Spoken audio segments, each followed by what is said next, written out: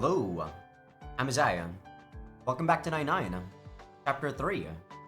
I just came back from the gym and it is very nice to be able to say that when I'm on schedule. Today's a Monday and I just did my Monday routine. Oh my goodness.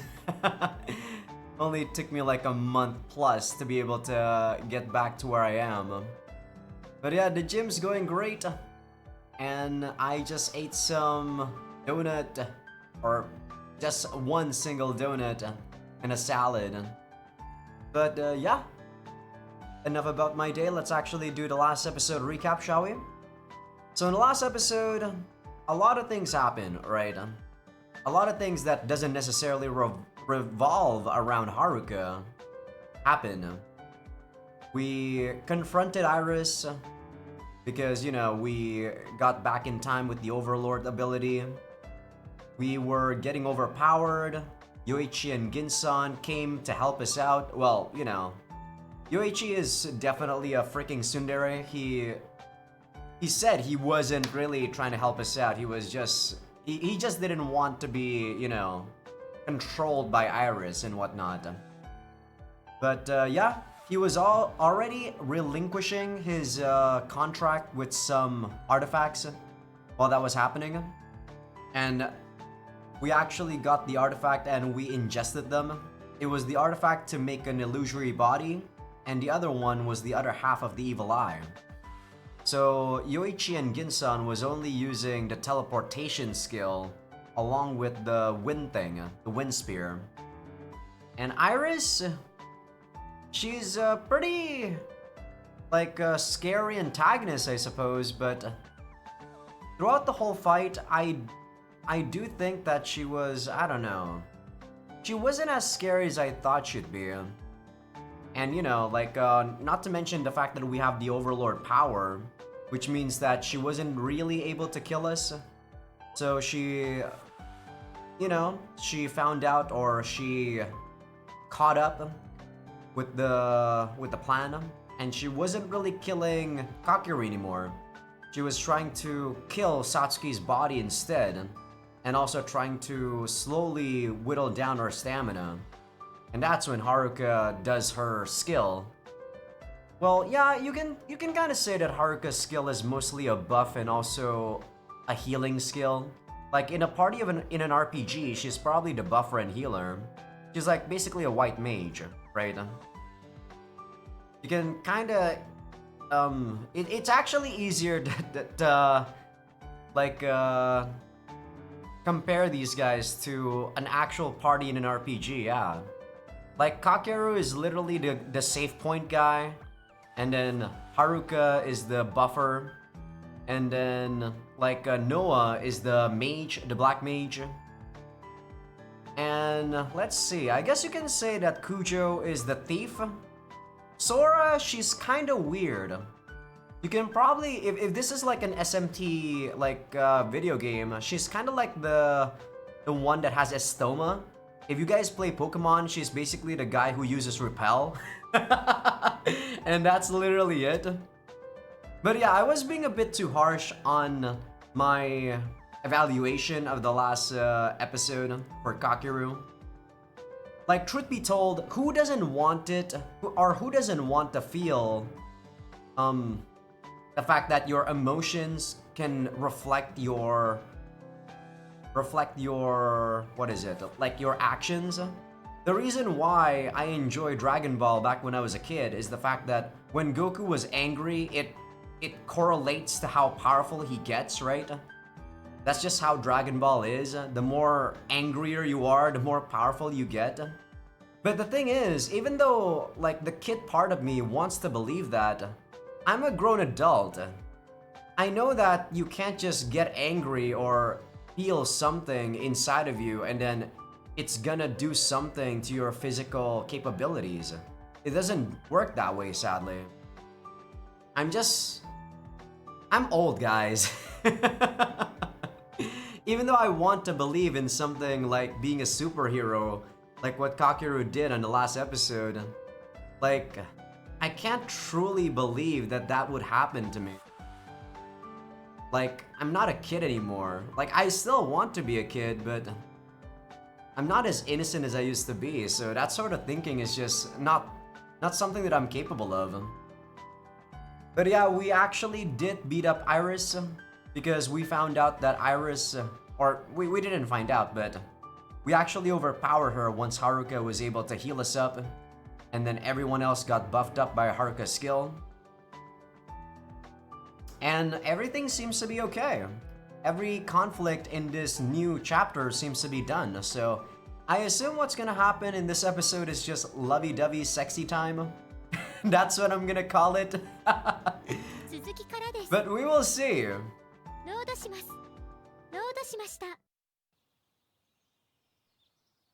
After helping Miss Naruse to her bed, we all returned to my place. I had Sophie heal my injuries. Well, she just closed the wounds, so the pain is still there.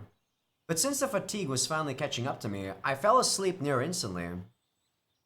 But yeah, there were a lot of plot holes, as I said, that happened on the previous episode. It just, well, maybe not necessarily plot holes, it's just like stuff that doesn't necessarily get explained by the game story, and I don't think they're ever gonna explain it. Which is why I don't think, that's not how my brain works, okay? I can't just ignore some stuff just because the scene was hype. I can't. Everyone else dropped like logs onto the floor and went straight to sleep too. By the time we woke up, it was already past noon. We all washed up, ate up, and settled down. Then suddenly, Sophie appeared.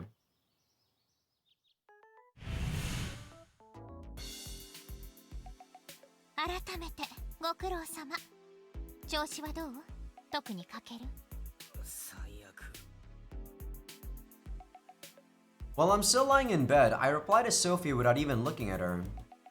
Well, I do feel somewhat better because of the painkillers that the others got me.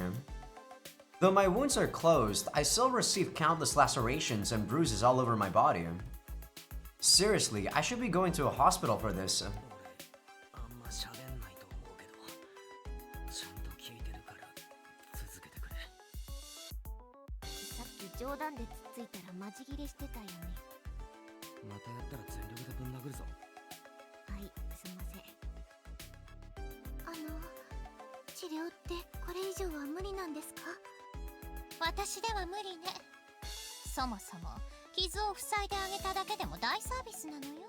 What do you mean a generous bonus?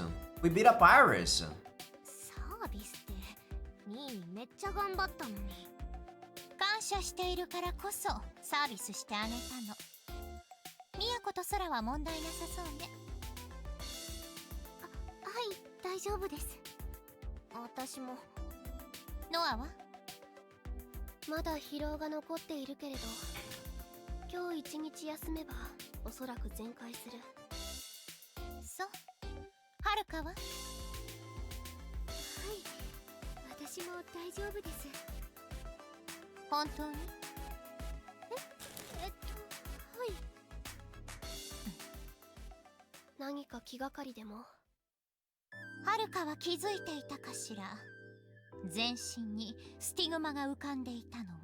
Yes, but because of her skill, or how her ability works, couldn't she just think that, you know, she has her power fully controlled, and she's never gonna get, like, you know, controlled by her power, like she's never gonna get berserked?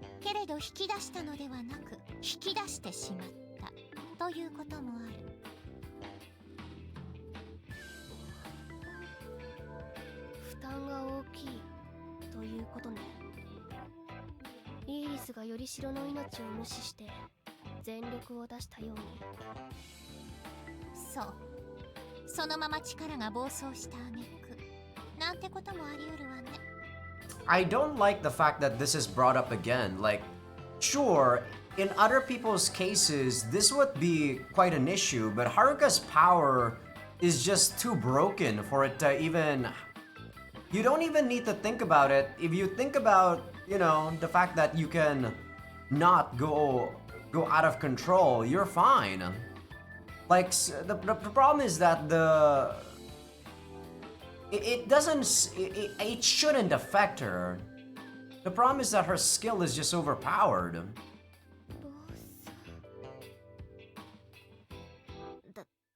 大丈夫なの？それ。もしそうなら、先輩も契約を破棄した方が。Yeah, we can also do that. But she probably doesn't want to, maybe. We'll see, I guess. でも、あんまりそういう気はしないんです。むしろ、やっと馴染んだというか。その感覚があるなら、心配ないかもしれないわね。本当ですか？断言はできないけれど。でも、これも気がついていないでしょうね。スティグマの色が変化していたことに。It's kind of greenish, I guess, instead of the usual blue for everyone else. 確かに変わっていた。そうなんだ。あれはあなたの心の色。アーティファクトがあなたの心に染まった証。なのだけど、こちらの世界の人間がその境地に至った前例がないのよね。だから多分大丈夫としか言えないのよ。私あの時すごかったよね。こう力が湧いてきて何でもできる気がした。先輩の力が私の力を強くしてくれたような、そんな感覚。理想を現実にする力、仲間の能力を理想値まで引き上げる、それが本質なのかもしれないわね。仲間の、私皆さんに謝らないといけないことが。 Senpai's tone of voice suddenly drops. I sit up, wondering what she has to say. She then lowers her head and proceeds to pour her heart out bit by bit to everyone present. 皆さんの仲間にしてもらえて私嬉しくて、もっと皆さんの役に立ちたいってはしゃいでいました。皆さんとの時間は楽しくて、まるで夢の中に、普段私がしている妄想の中にいるみたいで。けれど殺されたって聞いて現実に引き戻されました。ああ、夢でも妄想でもないから死ぬんだなって怖くなりました。 Yeah, so far that's still pretty normal. 弱気になって自分のせいで迷惑かけたらって怖くて、それならいない方がって逃げ出そうとして、結局私に責任を押し付けて、自分じゃなくて別の自分がしたことだからって失敗した時の言い訳を作り出して、勝利を祈ってって、それが私の役目だったのに。新見さんとノアちゃんが頑張っている間も私は弱気なことばかり考えて。 True enough. ノアちゃんに叱ってもらえて、やっと自分の身勝手さに気がつくことができました。私が最初から勇気を出せていれば、新見さんはこんなに傷つくことはなかった。We don't know about that. ごめんなさい、私のせいです。 It's also your, abilities that made us survive this whole ordeal, though. So I don't think it's, something that you should worry about. Well, it's good that you worry, but... I mean, it's also thanks to you that we're able to survive against Iris. She bows to everyone, practically hanging her head in shame. I'm sure that none of us feel that it was her fault. While we're still scrambling to find the right words, Noah speaks up first. 何でも自分のせいと思ってしまうのはただのおごりね。 I agree. あ、私でいたあなたの力は神には通用しなかった。悪い影響だろうとそれは同じ。あなたのせいで悪化したことなんて何一つない。けれど Noah takes a long sip from her bottle of black tea and continues. あなたのおかげで勝てたのは事実。あなたがいなければ私たちは全滅していた。謝罪も反省も後悔もいらない。ただ誇ってほしい。私たちを勝利へ導いてくれたことを。ありがとう。勇気を出して戦ってくれて。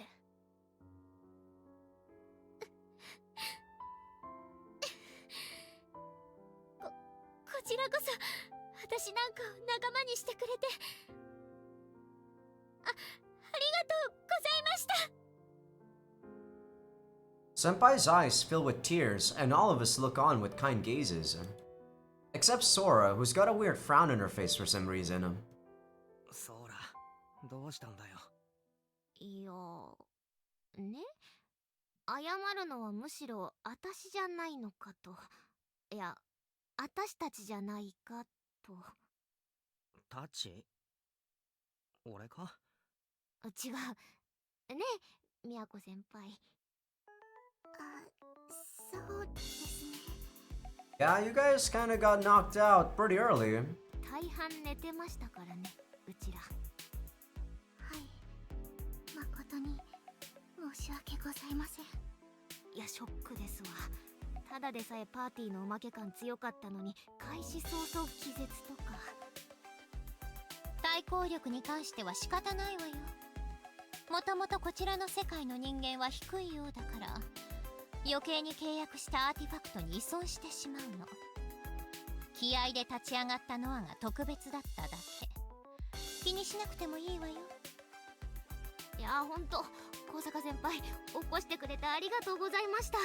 おかげで最後に働けました。本当にありがとうございました。いえ、必死だっただけで、私もちゃんと皆さんのお役に立てて、最後にお役に立ててよかったです。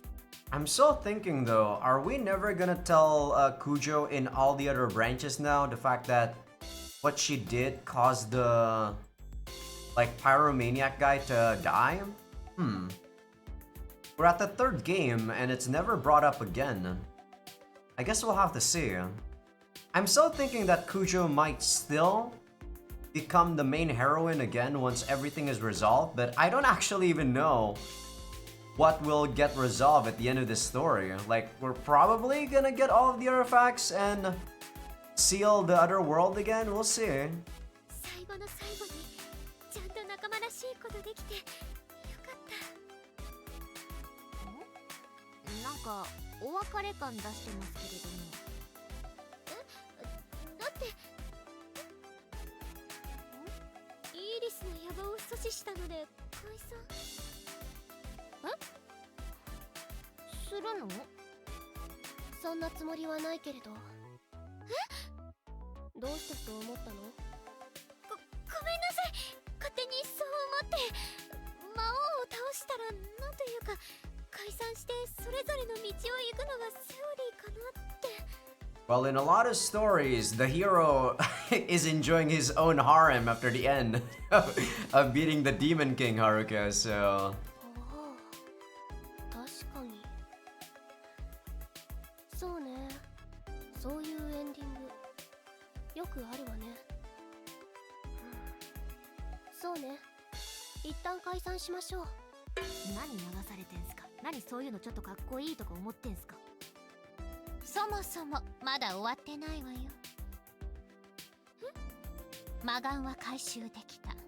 そういう意味では大きな山は越えたけれど、先生の契約の問題がそれも残っているし、忘れているかもしれないけれど、私の目的は全アーティファクトの回収。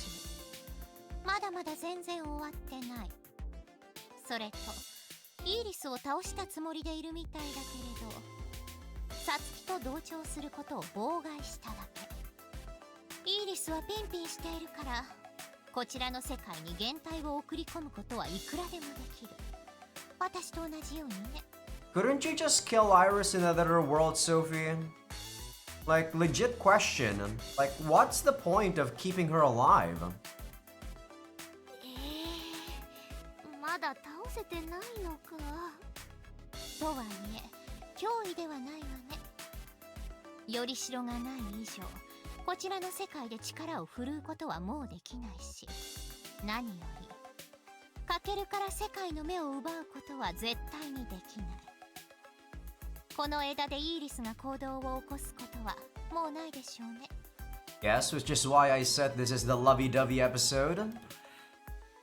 薬ができたら先生と一緒に俺も契約を破棄するつもりだったんだが。もう一度世界を閉じるまではあなたに持っていてほしい。それが一番安全。そっか、わかった。あなた今いくつ持っていたかしら、アーティファクト。 Or, I guess. Wait, we didn't ingest the world's eye, so 3? ソフィーに借りた炎のやつと余一から譲ってもらった魔眼と減退。 Okay, with Overlord, I guess 4. オーバーロードと合わせて4つ。もう一度聞くけど、体調は？体中クソ痛いこと以外は別に。あなた契約したばかりのアーティファクトを妙にうまく扱うのよね。才能があるのかしら。 We call that main protagonist powers, Sophie, which I really dislike in main protagonist that does shit like that. Being able to do something without actually training. え、褒めてる？ムカついてるのよ。なんでだよ。減退ってあれだよね、分身作る的な。だからあの人いたの？フードの怖い人。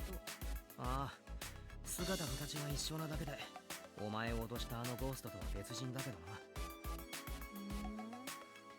よくわかんないけど、仲間ってことなら別にいいか。とにかくあなたたちにはまだ働いてもらうから、今はしっかり休んでおきなさい。そうするよ。ろくに動けねえ。ニーニ大丈夫？今日泊まってこっか？お前がいたら休めないから帰ってください。あ、何それ？あ、帰る。お大事に。じゃあ私もお邪魔しました。一段落したし、ニーニくん治ったら打ち上げとかしたいね。いいですね。ニーヤン、早く直してよね。てめえこら、触ったらぶん殴るって言ったよな。やべ、マジギレだ。お疲れした。お疲れ様でした。ニミさん、はい。いえ、本当にお疲れ様でした。お大事になさってください。はい、お疲れ様でした。 Everyone stands up and takes their leave from my room. The door closes shut with a heavy thud. Silence. Alright, what are you gonna say to me, Sophie? With the room suddenly quiet, I feel a tiny bit lonely. A feeling that things are actually over now hits me. But as Kujo said, the dust still hasn't settled. Something still weighs in the back of my mind. ソフィー、何？陽一は？さあ、治療してあげた後はレンヤって子に任せたから知らないわ。そっか。あの子のこともまだ片付いていないわね。True. Even though he did help us out in the end, he still killed people. そうだな。忘れろとは言わないけれど、今は気にせず休みなさい。あの子はあなた以上の重傷だし、すぐには動けないわよ。ああ、わかった。とにかく今はしっかり休むよ。そうなさい。それとありがとう、イーリスを止めてくれて。何よその顔は。いや、そんなマジなトーンでお礼言われると思ってなかったから。そんな反応されるなら言わなければよかった。どういたしまして。綱渡りだったけどうまくいってよかった。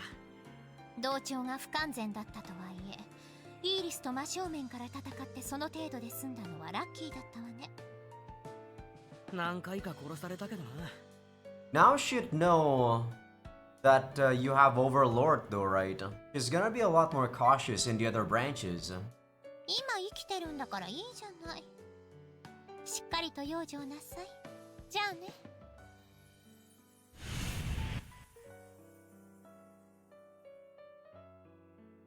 Sophie disappears into the warp in space. I'm alive, huh? The 4th of May that I saw, the one where everyone died, didn't come to pass. Everyone is alive. I got the evil eye. All that's left is...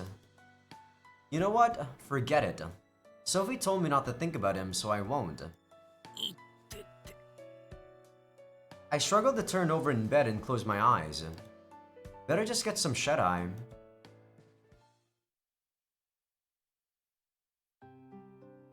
I can't sleep very well on account of the pain, so I spend the entire night nodding off, then waking up again over and over. But now I'm hungry. But I don't want to go out. It's not that I can't get up and go out of the house to get some food, but it would take a massive amount of willpower to do so. I really don't want to go out shopping while in excruciating pain. I might just break down in tears midway. Clearly, Kakeru has never once gone to the gym, because if you guys go to the gym for the first week or two, you guys will experience something called DOMS, and your muscles will be screaming in fucking pain. That's why I think like everyone should experience the gym at least once in their life. Like, I'm not necessarily a meathead, guys, but I feel like there's just something liberating about just pushing your body to the maximum limit. Like, people can say that they're using their brain to the maximum limit, but can you really say so about that? Can you 100% be confident that, yeah, I'm using my brain 100%? I don't think most people can say yes, they can do so. But if you're at the gym, like, at least when I'm at the gym, I always push myself to almost maybe like 99%, you know? That's why, like, when some people say, like, when you get into the habit of doing something, it's gonna get easier, right? It doesn't happen to me when I go to the gym. Whenever I go to the gym, I always push myself to the max. It doesn't get easier. Sure, it gets easier as a routine, but the routine itself, what I'm doing at the gym, it never gets easier. It always gets harder because I always push myself to become better. That being the case...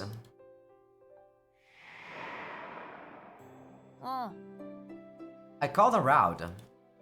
Man, this artifact sure is handy. あのさ、どうした？弁当買ってきてくれない？は？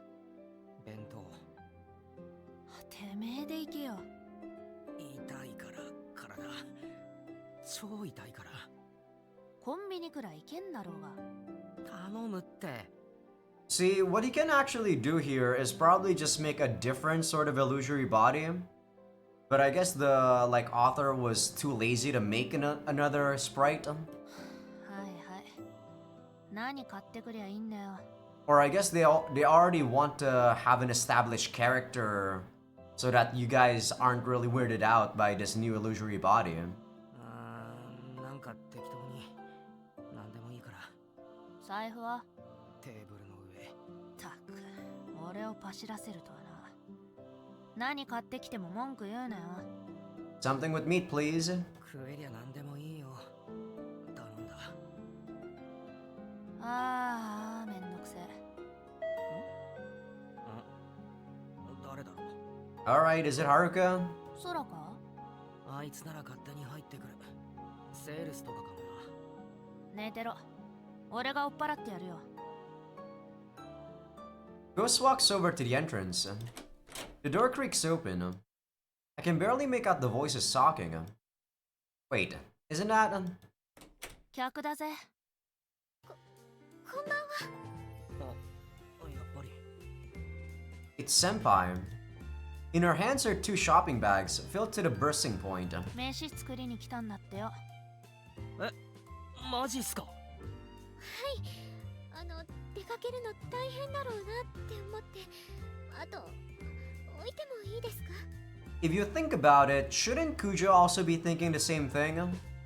But I guess the fact that this is Haruka's route, they don't really want to make it into a harem, right? But if you think about it, it fits Kujo's personality, right? She'd definitely be feeling the same sort of worry that Haruka's feeling right now. どうぞどうぞ。 She sets the bags onto the table and starts taking their contents out. 痛み止め切れたら大変なので買ってきました。湿布も買ったのでよかったら。うわ、めっちゃ助かります。ありがとうございます。いくらしました？いえ、お金は大丈夫ですので。いや、でも。甘えとけよ。見舞いのつもりで買ってきたのに、金出すなんて言われたら、お前も微妙な気分になんだろ。お前、意外と常識人なんだな。それだけ創造主のお前がつまんねえ男っつうこった。もう俺必要ねえだろ。さっさと引っ込めろ。いえ、料理できるまで時間があると思うので、いていただいた方が。What for? あ？時間があろうが俺いらねえだろ。料理手伝えってことか？いえ、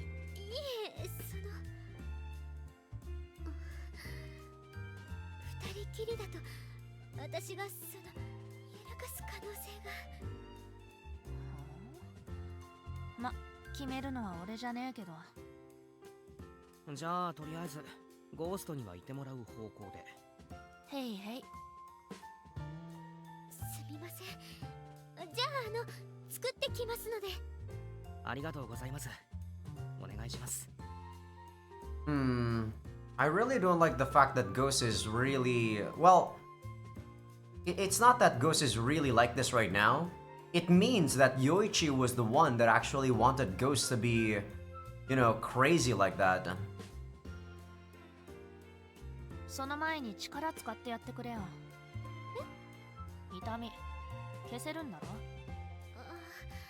あれはやめておいた方が。なんで？多分なんですけど、不思議な力で痛みを消したわけじゃなくて、アドレナリンの分泌を促すとか、そういう作用があったと思うんです。私の新見さんの苦痛を取り除きたいって願望が、そういう形で実現したんだと思うんです。体に負担をかけることになるので、余計に体力が消耗しちゃうんじゃないかなって。 Isn't that just because your imagination is not strong enough? Couldn't you just actually think of, like, his cells regenerating faster and whatnot? でも我慢できないくらい痛いならもう一度やってみます。いえ、大丈夫です。我慢できないほどではないんで。鎮痛剤も効いてますし。You need a better imagination, Haruka. じゃあてめえで飯買いに行けよ。出かけるのは辛いんだよ。だから作りに来てくれたのほんと助かります。ありがとうございます先輩。いえ、じゃあ作ってきます。 It's going weird again because because of this romance thing. The only like situation where the dialogue is not weird when Kakeru's talking to a girl is only with Sora, man. Bag in hand, she walks over to the kitchen, which is still why I probably still have Sora on top right now. I didn't expect Senpai to come over. Now I'm super excited for her cooking. あいつ料理できんの？できる。 No, wait a minute. Didn't she say she didn't know how to cook some time ago? 弁当買ってきた方がいいんじゃねえの？そういうことを言うんじゃないよ。失礼だよ君。大丈夫かよ。 Looking concerned, Ghost cracks open the door and peeks into the kitchen.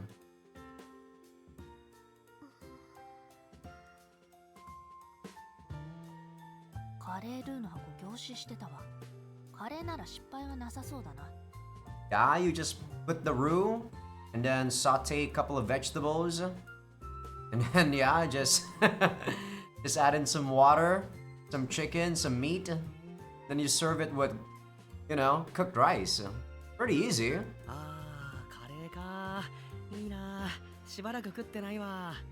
食ってんだろ。いや、家で作るやつを。外食のカレーとは別ジャンルだろ。Yeah, they're more delicious. 俺にはわかんねえよ。湿布貼ってやろうか。今はいいや。風呂から出たら貼る。へいへい。Ghost switches the PC on, pulls out some video site, and flops herself down to watch. I'm on the bed, tapping away at my phone. Man, having senpai cooking for me is one thing, but seeing Ghost making herself at home in my room? Weirdest feeling ever. Maybe I should have let Sora stay over. You should have. I would have. Mm.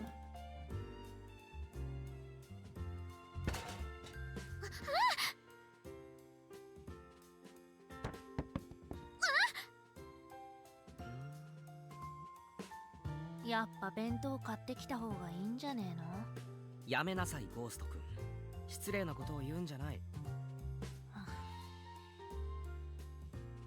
Who cares if you're being rude if you're, you know, telling the truth? Ghost sighs and gets up to go take a peek in the kitchen again. Like, people always tell me I don't have delicacy, guys, but I always feel like I'm not really, you know... As long as I'm truthful, it doesn't really matter if it hurts them, like, for a brief second, right? That's what makes people learn, in my opinion. That's what makes people, like, try to get better.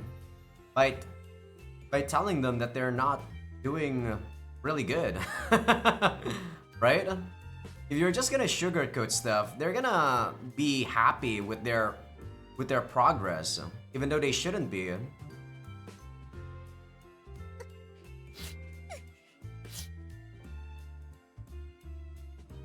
泣いてんぞあいつ。え？玉ねぎ切りながら。ああ、玉ねぎ。絶対あいつ料理できねえぞ。手つきやべえぞ。いや、大丈夫だって。全然大丈夫だって。てめえも不安になってきてんじゃねえか。声震えてんぞ。不安なんてねえよ。めっちゃ楽しみだわ。早く食いてえわ。てめえみてえなのが何でもうまいって言ってまず飯バカ女を産んじまうんだろうな。 Probably. Flabbergasted, Ghost heads back to the computer and returns to watching videos. Seriously though, this is curry. I made it just once when I first started living by myself and still cared about learning to cook. It wasn't 5-star cuisine or anything, but it was still pretty dang good. Even a complete newbie like myself didn't mess it up. It'll be fine. Well, you're living in anime world right now, Kakaru. The girl's probably not gonna be able to cook. Totally, yeah. I convinced myself that it will be, though I still have a bit of a wait. Do I still have a bit of a wait? What the hell does that mean? The smell of curry wafts in the air. Any apprehensions about its taste immediately vanish. I knew it. She wouldn't screw up curry. There's no way she could have. Ah, I'm so damn excited. In contrast to my giddiness, Gosa still has a scowl on her face as she takes a look into the kitchen once more. Is it Mysterious Food X? おい Is this Persona 4 all over again? あいつ板チョコ入れたぞ。 Hey, sometimes that's actually a thing. If it's dark chocolate, it's actually a thing. 隠し味だろ。割とポピュラーだろ、チョコは。Well, technically, you don't really need to put chocolate, you just need to put some cocoa powder. 丸々全部入れたぞ。え？全部だ。隠し味なんてレベルじゃねえ。いや Oh, sorry about that, Ghost. まあ、隠し味で使うくらいだからたくさん入れても別にいいんじゃない？ I mean, chocolate's not gonna ruin the taste of curry, guys. おいおい、袋からどんどん不穏なもんが出てくるぞ。不穏？インスタントコーヒー、ヨーグルト、蜂蜜。 Okay, that's weird though. まあ、それ全部隠し味として効くやつだし。ガッサガッサ入れてんぞ。 They're really like making it so much. I don't know. They're kind of exaggerating just how bad she can cook. えインスタントコーヒーすげえ勢いで入れてんぞ。やべえ、あいつ加減を知らねえ。やべえぞおい。 Man, I hate this trope. ああ、もう見てらんねえ。俺知らね。 Ghost makes that remark in resignation and goes back to her spot. Are we really gonna be okay? No, it's gonna be fine. Yeah, whatever, Kakeru. All I can do is convince myself and wait. See, here's the like cherry on top. These guys that can't cook won't ever try their own food. Fuck these guys. I really hate this trope, as I said. お待たせしました。 Finally, the curry is ready. Senpai's expression looks the slightest bit forced, but it's probably my imagination. Probably, I'm sure. どうぞ。 On the table, plates for two are laid out. The moment I see it, the reality of the situation hits me. The sauce looks surprisingly normal. It doesn't smell weird either. But the rice... What's wrong with the rice? It looks awfully wet. I wouldn't call it porridge just yet, but it is incredibly wet and sticky. Did she put too much water? You must have gotten the water to rice ratio wrong, senpai. Just a 1-to-2 ratio. Well, I made that mistake before too. Well, sometimes it's actually 1-to-1.5. Well, the Asian thing is just to put your your finger in, and then if it's like, you know, to the second, what is it? Second, what do you call this thing? Second limb? No, not limb. I don't know what you call the segments on your finger are. If it goes to the second thing, you're basically at a good ratio. Still, I'm relieved. This isn't something that I'd consider a failure. It's totally edible. Heck, I'm overjoyed to eat something she worked so hard to make. Alright, let's dig in. いただきます。 I grab my spoon and scoop up some of the rice and the sauce. She could have just used some instant rice, by the way. I know Japan has a lot of those. Here goes. Yup. どうですか。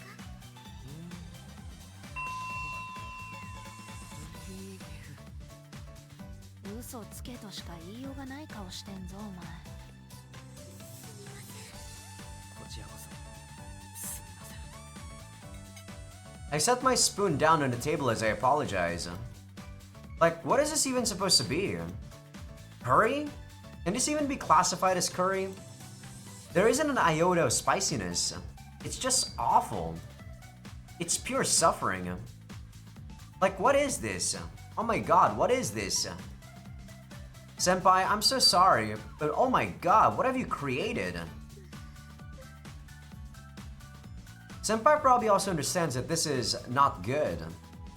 The fact that she served this to me and didn't taste the food first, that's what I really dislike about this trope. They could have just instantly not served me this food if they tasted and they didn't like it. But of course, it has to be the main character to taste this, and then they have to say, yeah, your cooking tastes like shit, and make you even feel even worse. Like, come on! She looks so dispirited. She's tearing up. This is where a man's gotta step up. Not a morsel of food left on the plate. That's the Nimi family rule. Yeah, you're retarded. Senpai's eyes go wide as she sees me go in for a second helping. And a third, and a fourth. Okay, the flavor base is definitely curry. Once I get used to the taste, I can keep going. おい無理すんなよ。いや、無理なんて。むせてんじゃねえか。いや、ほんと大丈夫。野菜がゴロッとしてて、おへこのに。 Senpai looks on, half in astonishment, as I down spoon after spoon of the stuff. I don't know if this is supposed to make you people like think that this is what you should be doing when a girl that you like is making some bad food. But I've never really found this sort of like scene to be funny or at all heartwarming whenever I see this in anime or any sort of story that's, you know, in anime or Japanese culture. Her gaze falls upon her own plate. She picks some up with her spoon and slowly eats a mouthful. おい、言いやがったぞこいつ。お前が我慢した言葉、自分で言いやがったぞ。すみません、これ言い訳できないくらいまずいです。すみません。 Senpai hangs her head and lays her spoon on the table. When she goes so far as to say something like that, even I can't keep on eating. The both of us just sit there, petrified. An awkward silence pervades the room. I get that you want to cook me some food, but, you know... I appreciate the sentiment, not this awful, awful dish that you made for me. ごめんなさい。私いつも迷惑ばかり。いや、迷惑なんて。だって私、新見さんのこと好きなんです。は？え？ん？ The sudden confession catches me off guard and I panic. Wait, did she just say she likes me? Did she mean like me? God, this is so awkward. I have no idea how to react. I just freeze up completely. That was pretty random, can't deny that. Even Ghost is stunned. Her mouth hangs open. Meanwhile, Senpai continues unhaltingly. 初めてメッセージをもらった時から新見さんは私のことを気遣ってくれて優しくしてくれて Haruka, if that was all it took for you to like me, then I don't think I can actually like you back. Oh my god. You know how many people can actually feign to be kind to you? Haruka, you are gonna... In the real world, you are gonna date a freaking trickster. A con artist. God, Haruka! 私なんかのためにとても一生懸命になってくれてすぐ好きになりました。でも私は何もできなくてしてあげたいことを私にさせて私自身は何も甘えてほしいとか頼ってほしいとか口ばっかりで何もできなかった。初めてリグベードの人たちと戦った時高峰君が冷静に分析をって言ってくれましたけど違うんです。 Wait, what? Which event are we talking about here? ただ怖くて何もできなかっただけ。私にそういう態度を取らせていただけ。朝のことだって本心では望んでないとか怖いとか私が勝手にとか言い訳ばかりしていましたけど本心では少女漫画みたいな男の子に追われる自分を楽しんでいたんじゃなんて思ってしまって。 There's nothing wrong with that.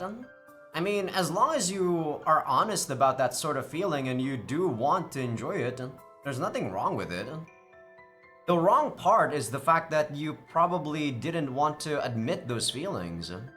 私とアーティファクトの力を私は都合よく使っていた気がします。都合よく使っていじめられていたあの時のように怖いことから逃げていた気がします。そうやって傷つかないように自分を守ってばかりで。ノアちゃんに叱られてやっと気づいたんです。私ってなんて卑怯なんだろうって。 There's nothing wrong with being a coward, guys. Here's the thing. If you accept yourself as being a coward, that's okay.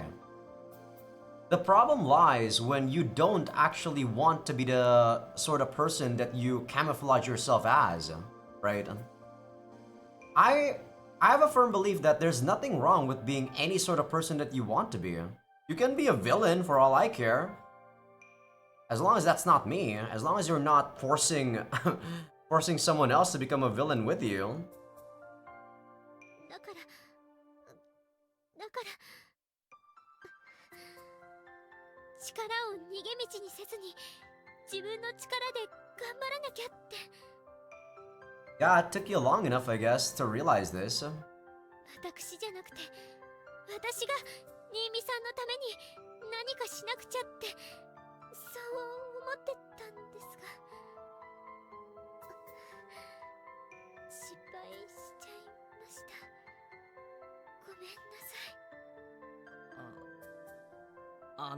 先輩、俺はそういうとこじゃねえの？今までダチができなかったの。は Because she was too scared, or what? What is she implying? The mood instantly turns cold thanks to what Ghost said. What the hell is she thinking? おい、ちょっとゴーストさん？いや言わせろよ。空気読めねえから今までぼっちだったんだろ。読めてませんか？読めてると思ってたのなら病院行けよ、頭の。You gotta go see a shrink? What the hell? I know that Byoin is hospital, but I don't understand what the hell this sentence is trying to say. Translator, what the hell? Is this like a common saying? いい加減にしろ、おい。うっせ黙ってろ。こいつなんやかんやで甘やかされてんだよ。てめえみてえなやつによ。I mean, I agree with Ghost. After I found out about her personality, what I felt was disappointment. It wasn't like sympathy. It wasn't anything like Kakeru was thinking or feeling. It was just disappointment. Like, sure, like I said, the game is trying to tell you that something insignificant can actually cause people to get depressed, can cause people to get traumatic experiences. But I'm one of those people that think that humans aren't that weak, guys. We persevere through hardships. When we get into a hardship, sure, it's gonna feel like shit. But we progress through hardship. We're gonna learn from hardship, and the experience is gonna make us more, like, stronger. That's what I truly believe. うまい飯用意してよ。大将がいいじゃんって思ってる時に告るならわかるぜ。殺風景な部屋でってのはまああれだけどよ。胃袋をつかむって言うしな。ベストじゃねえにしても悪いタイミングじゃねえよ。でもよ、アレンジしすぎて変な味がする失敗カレー。水加減間違えてべっちゃべちゃの白米。見た目と味でドン引きしてるとこに好きなんですだぜ。おまけにクソ長え自分語り。どう考えても空気読めてねえだろ。そんなんでオッケーしてもらえると思ってたのかよ。アホかよお前。てか俺がいる時に言うかね。第三者がいるところで好きですって普通言わねえだろ。アホすぎだぜお前。そもそもよ、しょっぱなからおかしいんだよ。連絡なしでいきなり来やがって。そういうとこだぜお前。I mean, showing up unannounced is pretty okay to me. つかさ、てめえまずいの分かってて出しただろ。なんとかなるかもとか思ってただろ。Yeah, exactly. That's actually what I thought too. You said that. I was actually thinking that, yeah, as long as she told that she likes us, everything's gonna turn out okay. That's a mean thought, but I do think that's what Haruka was thinking too. で、なんとかならなかったら唐突に自分語りとか、いくらなんでも空気読めて。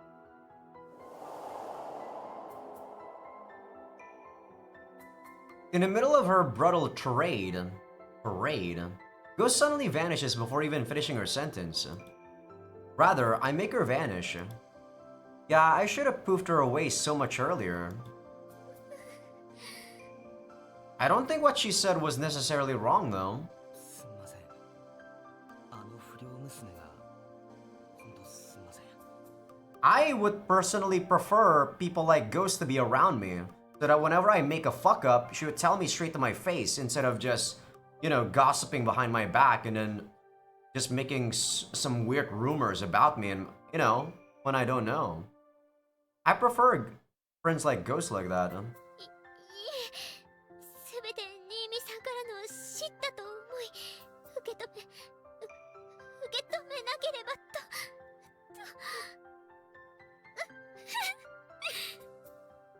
Haruka, you're pretty old already, man.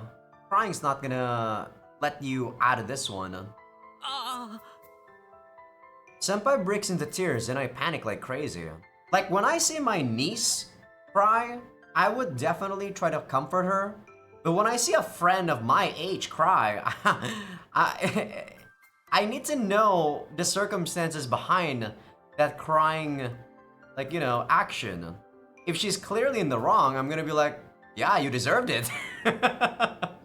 Crying's not gonna help anyone. Crap, what do I do? I know I'm kinda harsh, guys, but this is really the type of person I am. I don't think I can really hang out with someone like Haruka. ゴーストは確かに俺の原体ですけど、俺の考えを代弁しているわけではないので。本当に俺があんなこと考えているわけじゃないので。すみません。すぐ脱ぎやめますので。いや、本当ティッシュどうぞ。Oh, sorry about that, ありがとう Kakeru. ございます。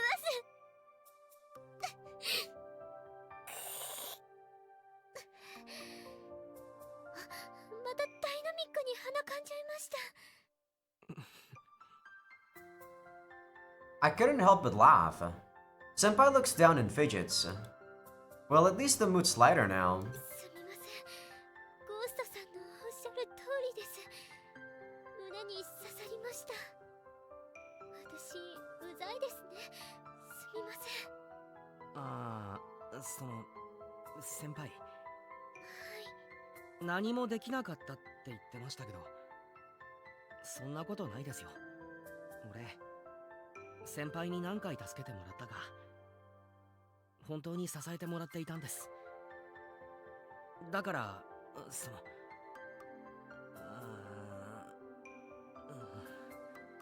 みません。こういうの慣れてなくて、なんて言えばいいのか。You can just say I like you too. もう一度チャンスもらえませんか？え？本当は言うつもりなかったんです。いつものその勢いで。でも今までの私なら言えなかったことです。私、今日のことでイーリスに立ち向かったことでちょっとは変われたと思います。だから頑張ってもっと変わるので、もう一度チャンスをください。今度はちゃんとしたいです。勢いじゃなくてちゃんと考えてしっかり伝えたいです。その時にお返事もらえないでしょうか。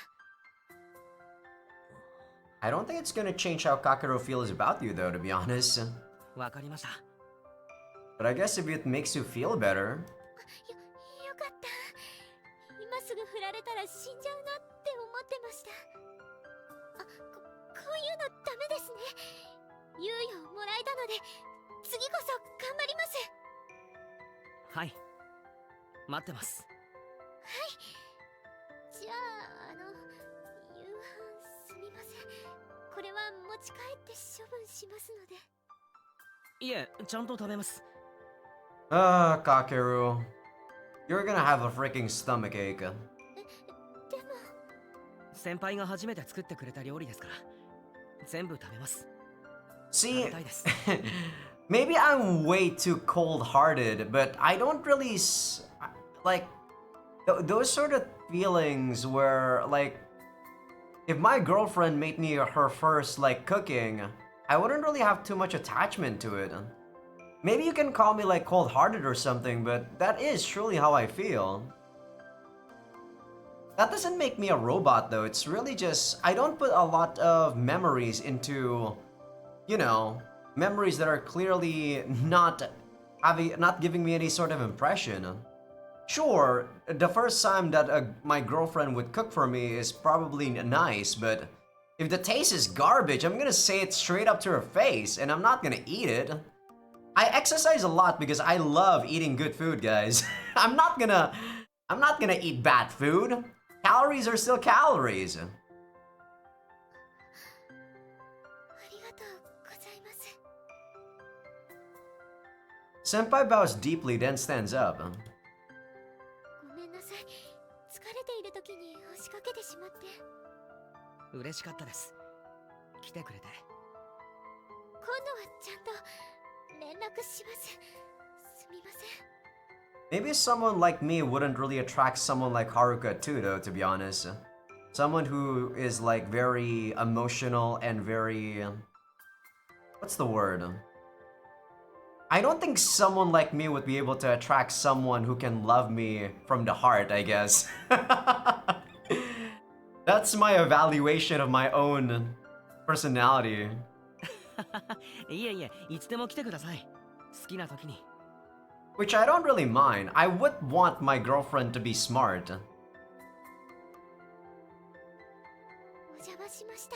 If I'm clearly not giving her a good time anymore, I want her to say to my face, let's just break up. はい。また。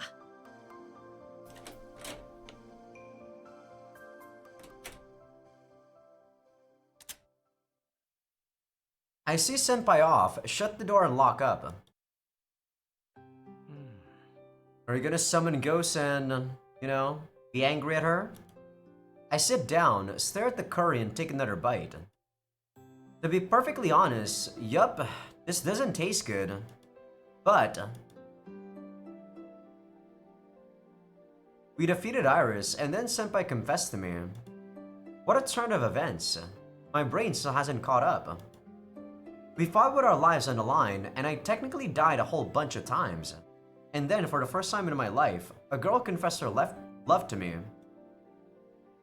My heart's pounding like crazy. But is it because of excitement left over from the fight earlier? Or... both my mind and my emotions are a mess. As I continue to put my thoughts together, I chow down on spoonful after spoonful of this mysteriously bittersweet curry.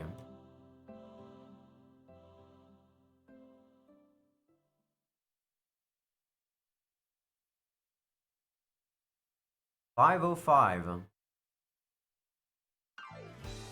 どうもー。こんにちは。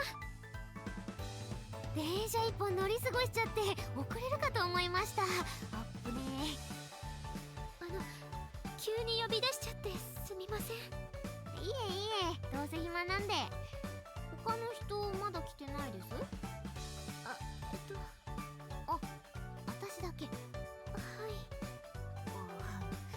何の相談だろう。本当私だけで大丈夫です？九条さんにはちょっと話しにくくて。なんかちょっとピンときちゃったぞ。すいません。電話とかでもよかったんですけど、直接お話できたらなって。いえいえ、それは全然大丈夫ですよ。私がいいこと言えるかなって不安なだけで。じゃあどうしよう。ナインボールはダメか。あれですよね。ニーニのうちもダメですよね。はい。じゃあ公園でも行きます？はい。それじゃあ行きましょう。コンビニ寄りましょう。コンビニ。はい。You gonna ask her about me?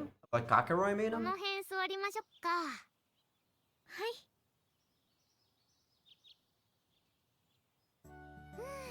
どっこいしょ。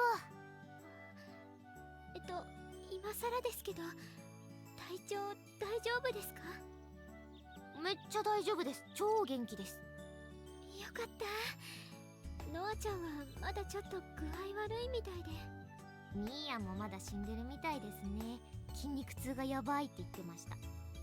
筋肉痛。すごく動いてましたもんね。ですね。まあ私寝てたから知らないんですけど、先輩は大丈夫ですか？はい、私も元気です。すごく。よかったよかった。いやー、死闘でしたもんね。私寝てただけですけど。リアクション取りにくいですね。すみません。すみません。突っ込むところだろうなって思ったんですが、できませんでした。いいんです。先輩はそれでいいんです。で、相談でしたよね。はい、聞きたいことがあって。何でも聞いてください。何でも答えちゃいますよ。ええ。ありがとうございます。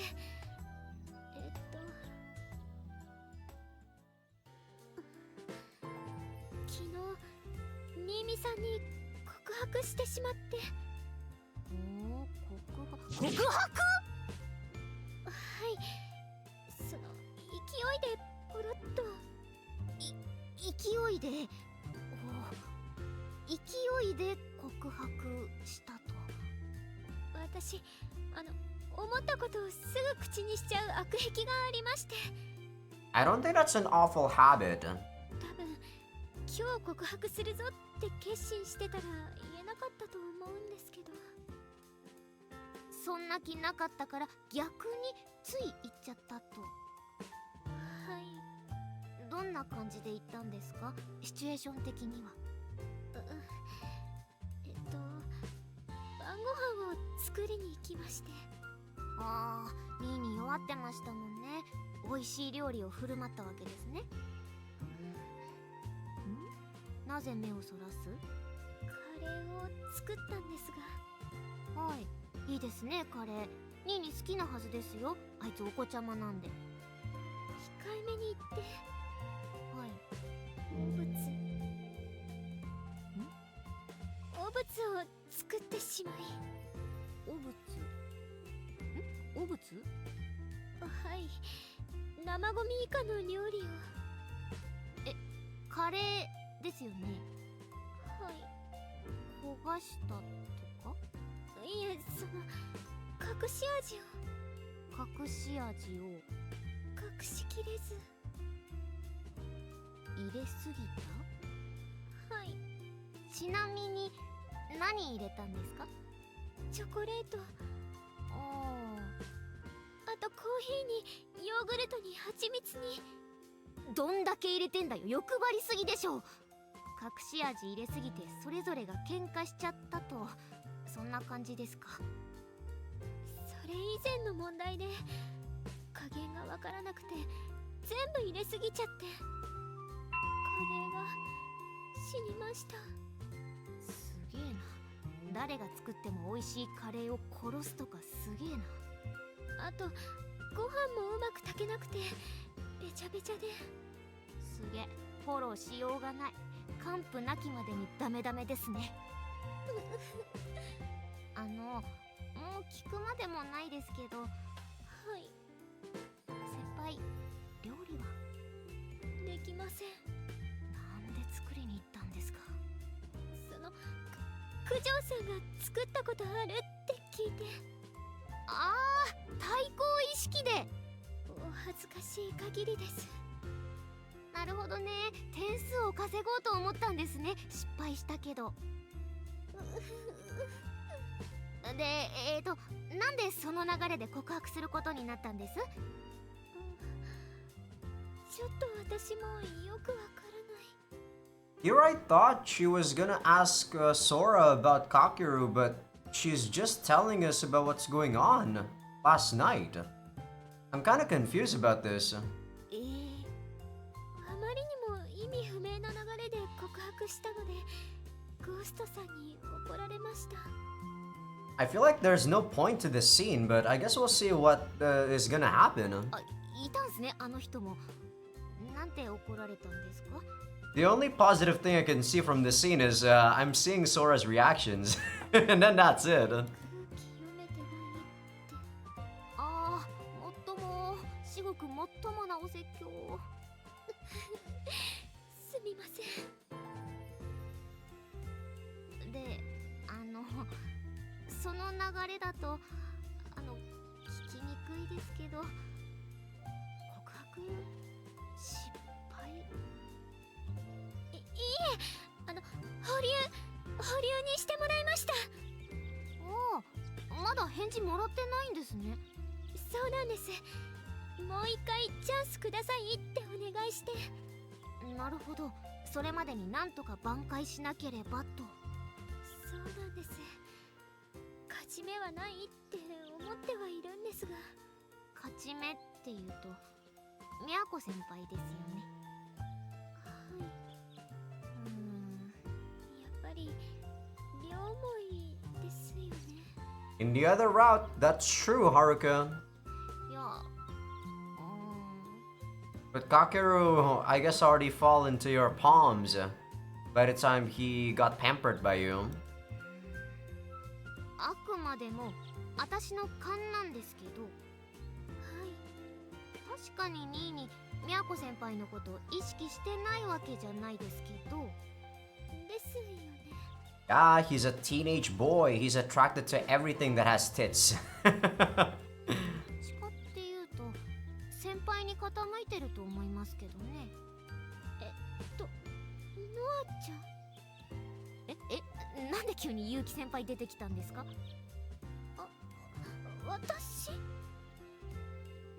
そうですそうです、高坂先輩です。嘘。だって最近一番一緒にいる時間長いの先輩ですよ。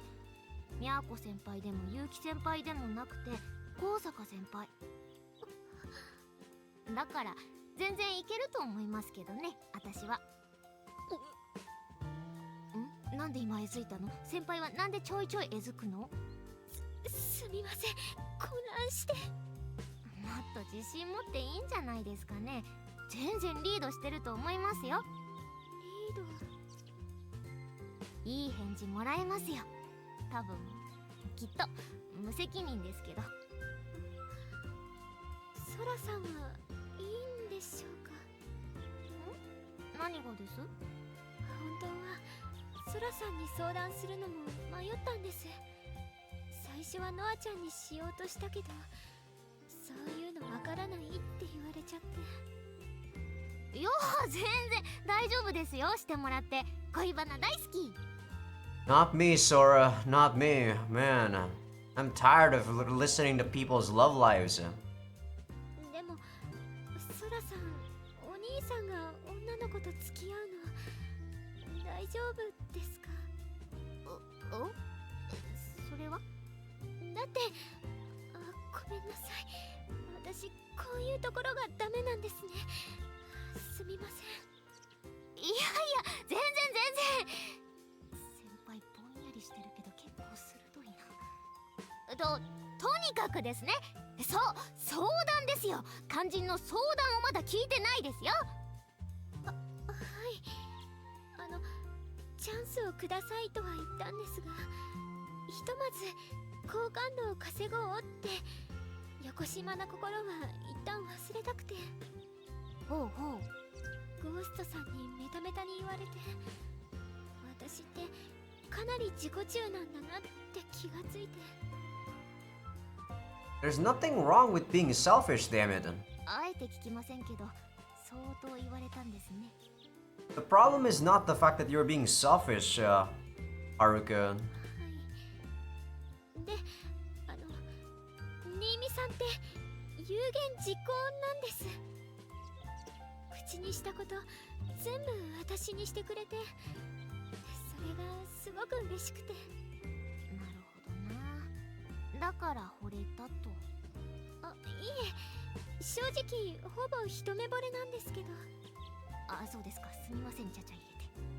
いえ、で、私って逆なんです。有言不実行というか、言ったこと何一つできてないんです。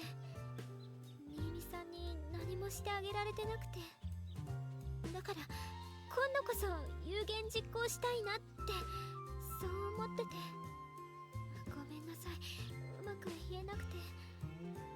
要するに Yeah, I'm actually confused. What is it you're trying to say, Haruka? 新見さんが喜ぶことを教えてください。なるほど。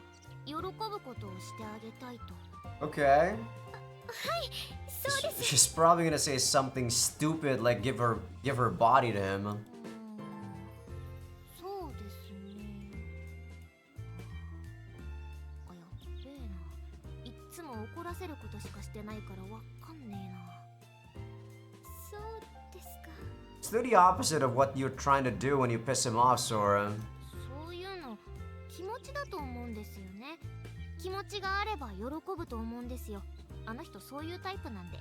I'm not that type of person. I mean, I still appreciate the sentiment, but if something that you actually do is actually going to make it bad for me, like something negative instead of positive, I'm gonna say it straight to your face. Don't do this shit again. カレーも食べてくれました。じゃあ今度はちゃんと美味しいカレーを作ってあげるとか。できるかな。 Learn how to cook! 力でなんとかならないんですか？美味しい料理をイメージしたら実際に作れるとか。 What do you mean I don't know if I can? Learn how to cook! You clearly made that because you couldn't cook! If you learn how to cook, of course you're gonna be confident about what you did, what you made. 私に料理スキルがないので、能力を使っても難しい気がしますけど。 Guys, cooking isn't hard. Read a recipe, watch YouTube videos. Oh my god, Haruka. 苦手なことから逃げるために力を使うのはもうやめようって思っていて。じゃあもうあの人格にはならないんですか？ I have a feeling we're gonna fuck that other personality, to be honest, so I'm not too sure about that, Sora. いいえ。あれ？この私は責任転嫁のために生まれた人格です。自分の弱さの象徴とも言えますわね。アニメや漫画のセオリーに従えば、もう二度とこの人格には頼らないと決意すべきなのでしょう。ですが、先ほど好感度のことは忘れるなどと申しましたが、申し訳ありません。嘘ですわ。嘘でございますか？ This is such a confusing scene. I have no idea what they're trying to show us in this scene. はい。かける様はこちらの人格の方が好みかもしれません。かける様の気を引くためであれば、別の人格を作り出すこともやぶさかではございません。 Yeah, I don't think I'm gonna actually like you, Haruka. I don't want people to, you know, turn into the person that I like. If I like someone, it's gotta be that they're like that from the very beginning, not because I shaped them into that sort of person. 私の持てるすべてを使って、かける様の好感度を稼ぐ所存ですわ。すげえ。やっぱそっちの人格肉食系ですね。いえ、先ほども申しましたが、今まではこの私に責任を転嫁してきました。ですが、それはもうやめにしましたの。私は私、私は私。どちらも高坂遥です。エデンの女王はもういません。つまり肉食系なのは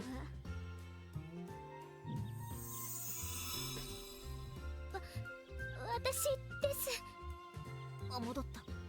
力を使って新見さんの気持ちを歪めようとは思っていないんですが、そうじゃないなら力も自分の一部って思って積極的に使っていこうって。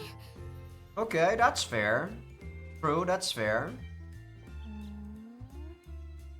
なんか先輩変わりましたね。 But if I was in Kakeru's shoes, I wouldn't let that sway me though.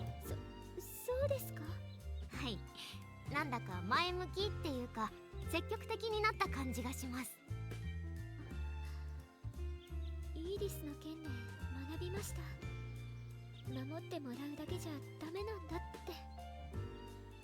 Man, that is something I learned back when I was still 7 years old, Haruka. I can't believe it took you this long for you to realize that. I guess that's one of the things that I can't really, what is it? Not appreciate, what's the word I'm looking for? Can't believe about Haruka. She is very spoiled. She is very spoiled and very protected. And I don't think I can actually like someone who's spoiled. Like, we just grew up in way too different of circumstances. And I kind of, like, the reason why I probably dislike Haruka is, to some degree, like my base feelings, I might have actually envied the fact that she could be protected until that old of an age. Because I had to fend for myself at quite a young age. So this probably stems from envy. だからちゃんと自分も頑張らなきゃって。いいと思いますよ。Oh, sorry ありが there. とうございます。でも今気づいたんですが、はいはい。新見さんのお友達の件、まだ解決してないんですよね。ああ、マガンの、元マガンのユーザーになるのかな。どうでしょう。 Oh, sorry about that. 新見さん He was gonna say も心 something 配して again ると there. 思うので、本当に私の告白、自分勝手でしたね。新見さんの気持ち、全く考えてませんでした。先輩、はい。そんなことでどうするんですか。その問題が片付いてもまた別の問題が発生しやがるかもしれませんよ。別の問題。そうです。そうやって遠慮してるといつまで経ってもチャンスは来ないかもしれませんよ。 The thing is, Sora, she didn't hold back though. She said the word. She was thinking about it, but she still said the word. That's why she said she's selfish. 確かに。 Which is why my mean-spirited mind is making me feel like Haruka is saying all this shit just so that Sora reinforces what she's thinking. ってわけでガンガン行きましょう。ガンガン。 I have such a negative mindset about Haruka now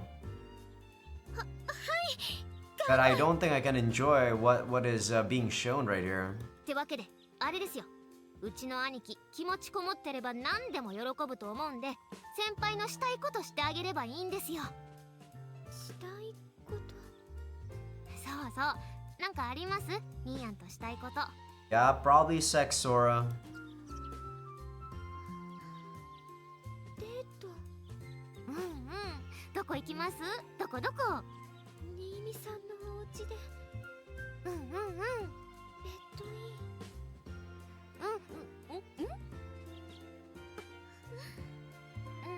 なんか可愛くもじもじしてますけど、ぶっ飛びましたね。踏むべきプロセスをいくつも飛ばしましたね。えってあなた、えってだって男の子と付き合って一番したいことってそれじゃないですか。 No? Well, I guess if you're like a teenager, sure. そんな力強く言わんでも力説せんでも、いやいやそれが一番では。言えないな。私割ともんもんしがちな乙女としては違うとは言えないな。ですよね。付き合ってからには汗だくになって絡みたいですよね。おい、でかい声でかい声、ここ声、ファミリーいるから、ファミリー。すみません。でも漫画だと男の子が強引に迫って始まる恋もあったりするので。どんな漫画読んでんだよ。まあね、気持ちはわからんでもないですけどね、思春期として。I think she read a bit too much smut. What the fuck is wrong with this? I have no idea what the hell I'm reading suddenly. What happened?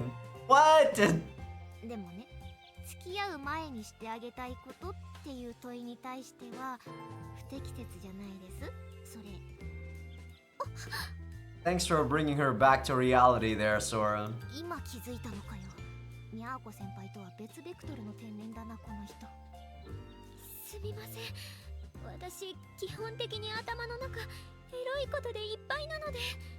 Which is also probably one of the reasons that I can't like you, Haruka. What the hell?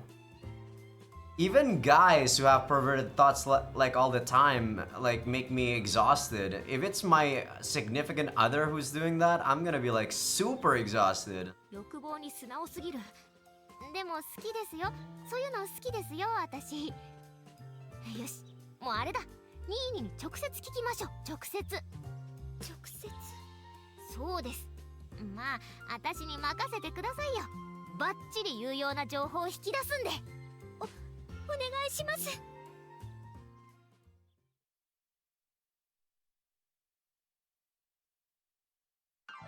ていう相談をね、先輩から受けました。でね、ニーニは先輩に何してもらったら。いや、どうなの？何が？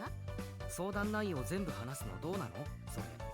I mean, I feel like she's being honest, so I don't mind this, like, at all. Like, Haruka could have just done this herself and I would have actually spilled the beans about what I want from her. But of course, she had to rely on Sora instead of doing it herself too, which, in my eyes, is also a negative point. いやだって先輩が話していいって言ったし。いいったってお前。ベッドインのくだりとかは話す必要ないだろうが。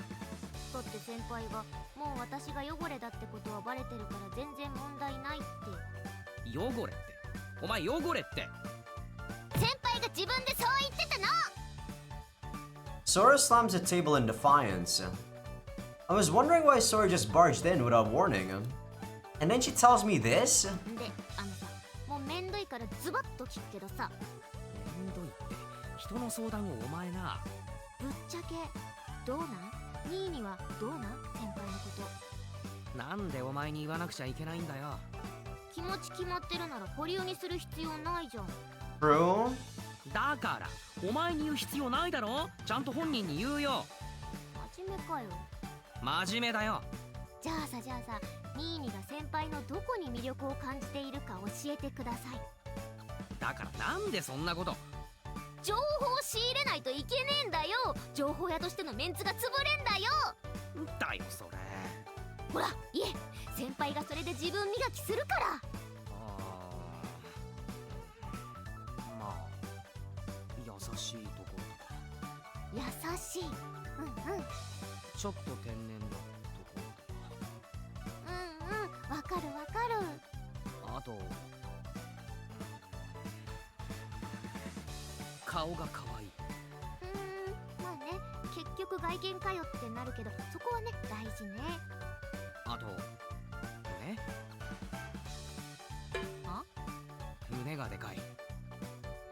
おい、ぶっちゃけすぎだろ、お前、おい。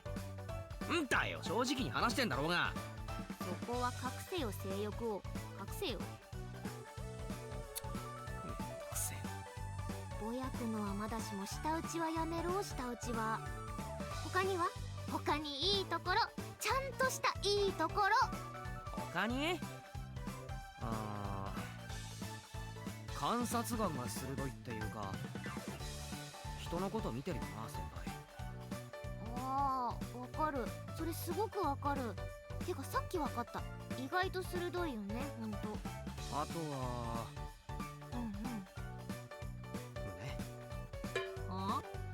胸がでかい。2回目だぞ、お前ふざけんなよ。ふざけてねえよ、真面目だよ。余計たち悪いだろ。いいのね、それで先輩の魅力はそこでいいのね。ああ、いい。もうだよこいつ。だそうですよ先輩。あ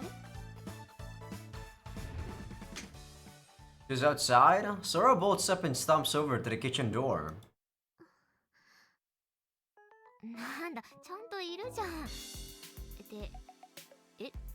なんで音楽聴いてるの？おーい、先輩。 What is she doing?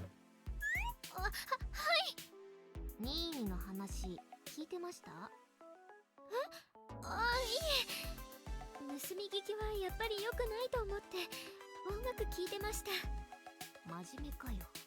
Why are you even here then? すみません。先輩、こっち来てください。こっち。はい。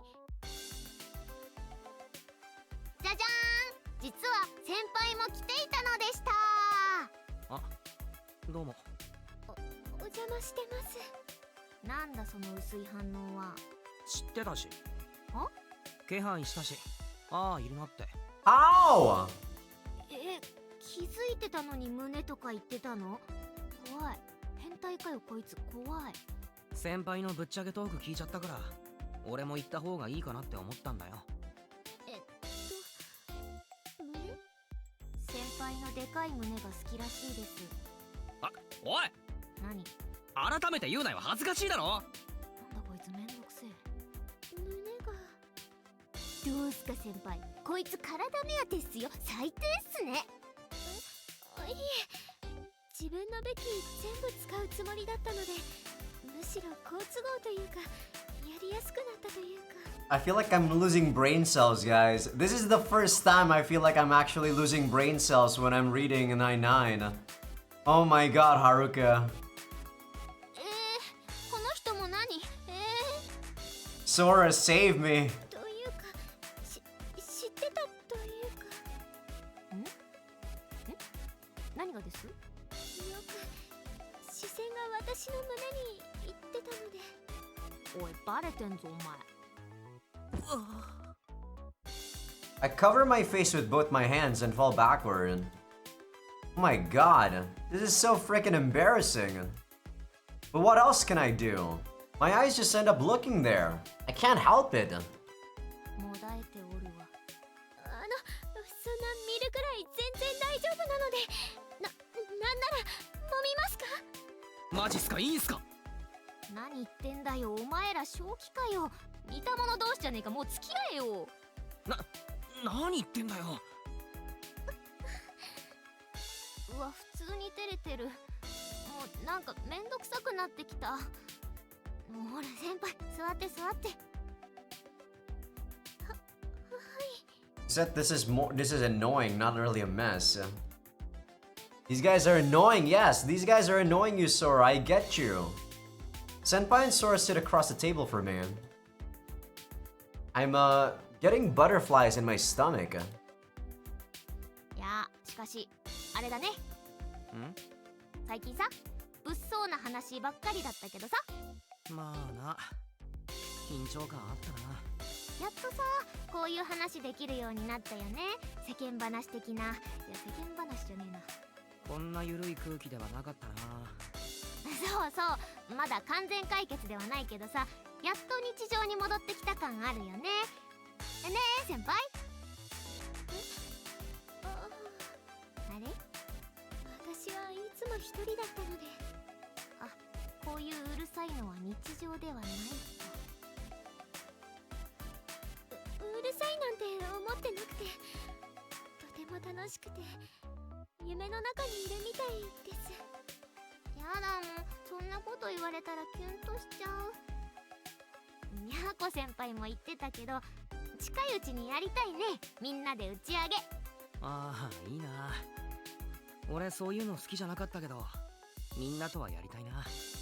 私も前のパーティー楽しかったです。いいですよね、ああいうの。てか兄やん、筋肉痛はもういいの？いや、全然良くない。今日一歩も外出てない。マジで？ご飯どうしたの？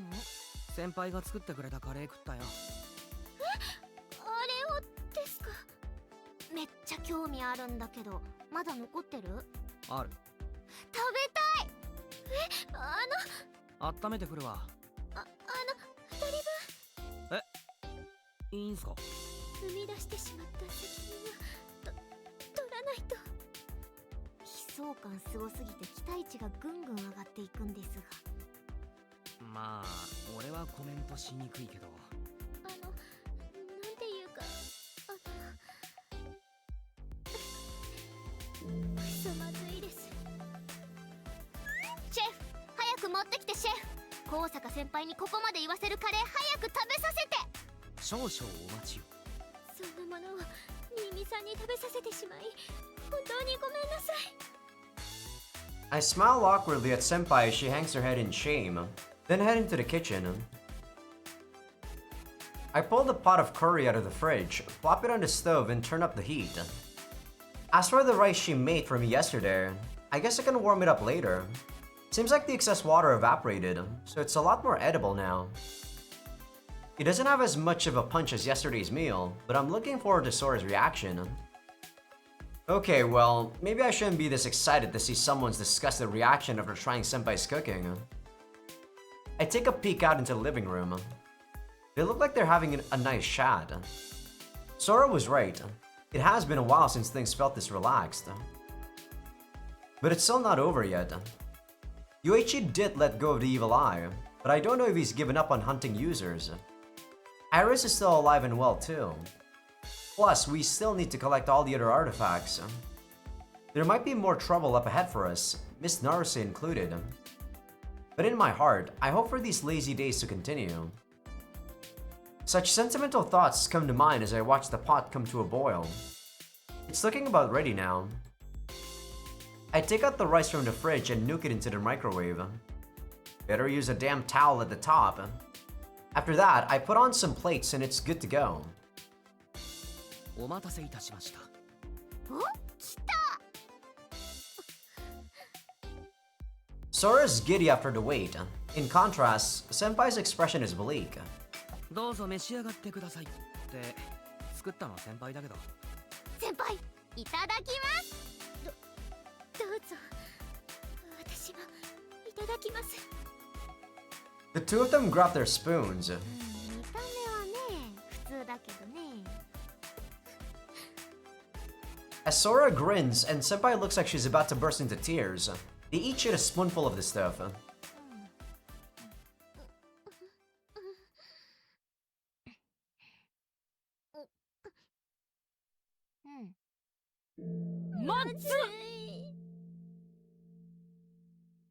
I mean, what did you expect? I feel like I'm losing brain cells, guys. It's been a while since I felt like this. Oh my god. This episode is making me lose brain cells. Oh my god. Well, it's certainly not something I expected when I first started recording this episode. So at the very least, I am entertained, I guess. おはおはようございます。 I meet up with Sora and Haruka by the train station. The three of us head to school together. 体平気ですか？まだ痛いですけど、なんとか。休むかと思ってた。家出る直前まで悩んでた。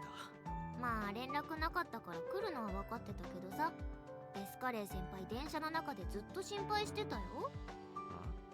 ずっと家から出てなかったみたいなので大丈夫って言ってはいたけど、やっぱり大変なのかなって。どうなん？結構してんの？痩せ我慢的な。え？ああ、いや、鎮痛剤は持ってきてるけど、痩せ我慢ってほどでは。だって安心だね、エスカレー先輩。はい、よかったです。いや、よくないだろ。She's probably just happy she got a nickname. やっぱ痛いの？じゃなくて、めっちゃナチュラルに呼んでたけど、お前、おい。えじゃねえよ、お前なんだよ、デスカレー先輩って。あのクソまずカレーを作った先輩にこれ以上ふさわしいあだ名はあるまい。あるまいじゃねえよ、それはもはやあだ名じゃねえだろ、ただの悪口だろ。別に私気にしてなくて、むしろあだ名つけてもらえて嬉しいなって。この先輩のけなげな言葉を聞いて罪悪感とかないのか、お前は。 Not really, Kakeru. はい、すみません。ちょっと悪乗りしすぎました。なんでちょっと残念そうな顔？今まで私のあだ名ってブスとかデブとかそういうのだったので。This is so unbelievable. Can you like show me how fat you were as a kid? God, this is why I hate these stories. anime stories. They need to make it believable at the very least. Show me how fat you were, Haruka. Show me how ugly you were. Come on. You can't just do this so that people sympathize with you. 重いっていうかデスカレーもそれと同系統だと思いますよ。お前が言うなよ。はい本当にすみません。いえソラさんのは親しみを込めてっていうのは分かってますので全然違うと思います。 I am definitely angry at her personality, guys. 責任取ってまともなあだ名を考えなさい、ソラくん。はい。みやこ先輩的なそういうのですよね。あ、その呼び方可愛いなって思ってました。じゃあカレーか。カレーから離れろ。じゃあ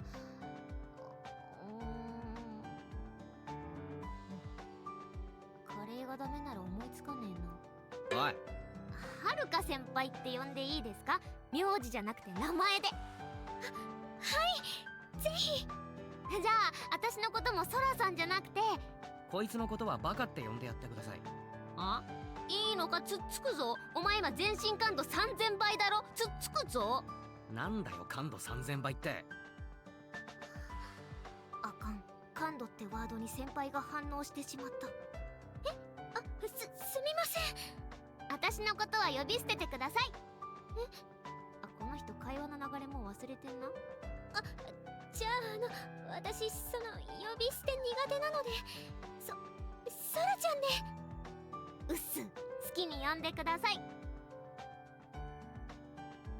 As we continue our dumb conversation, we reach school before we know it. I'm so exhausted right now, Kakeru. So talking to Haruka is exhausting. Sora splits off from us at the first floor. Then Senpai says goodbye to me at the second floor, and I head to my classroom. おはよう。うっす、おはよ I greet Kujo and then settle down in my seat. Yoichi's not here, surprise surprise. I zone out while waiting for the start of class. はーい、席ついて。 Just as the bell rings, Miss Naruse comes into the classroom. She seems... 連休終わっちゃったね。起立ではなしでいいよ。 as jaded as always. I can't tell how she's doing from her attitude. Well, she's at least recovered enough to come to work, I suppose. Sophie should have already explained the situation to her, but maybe I should speak with her after class. はい、終わり。今日一日乗り切ればまた休みだからね。頑張りましょう。 Homeroom period finishes. As soon as Miss Narcia leaves the room, the class buzzes with chatter. I absentmindedly sit there and wait for the bell to ring again. The first period starts.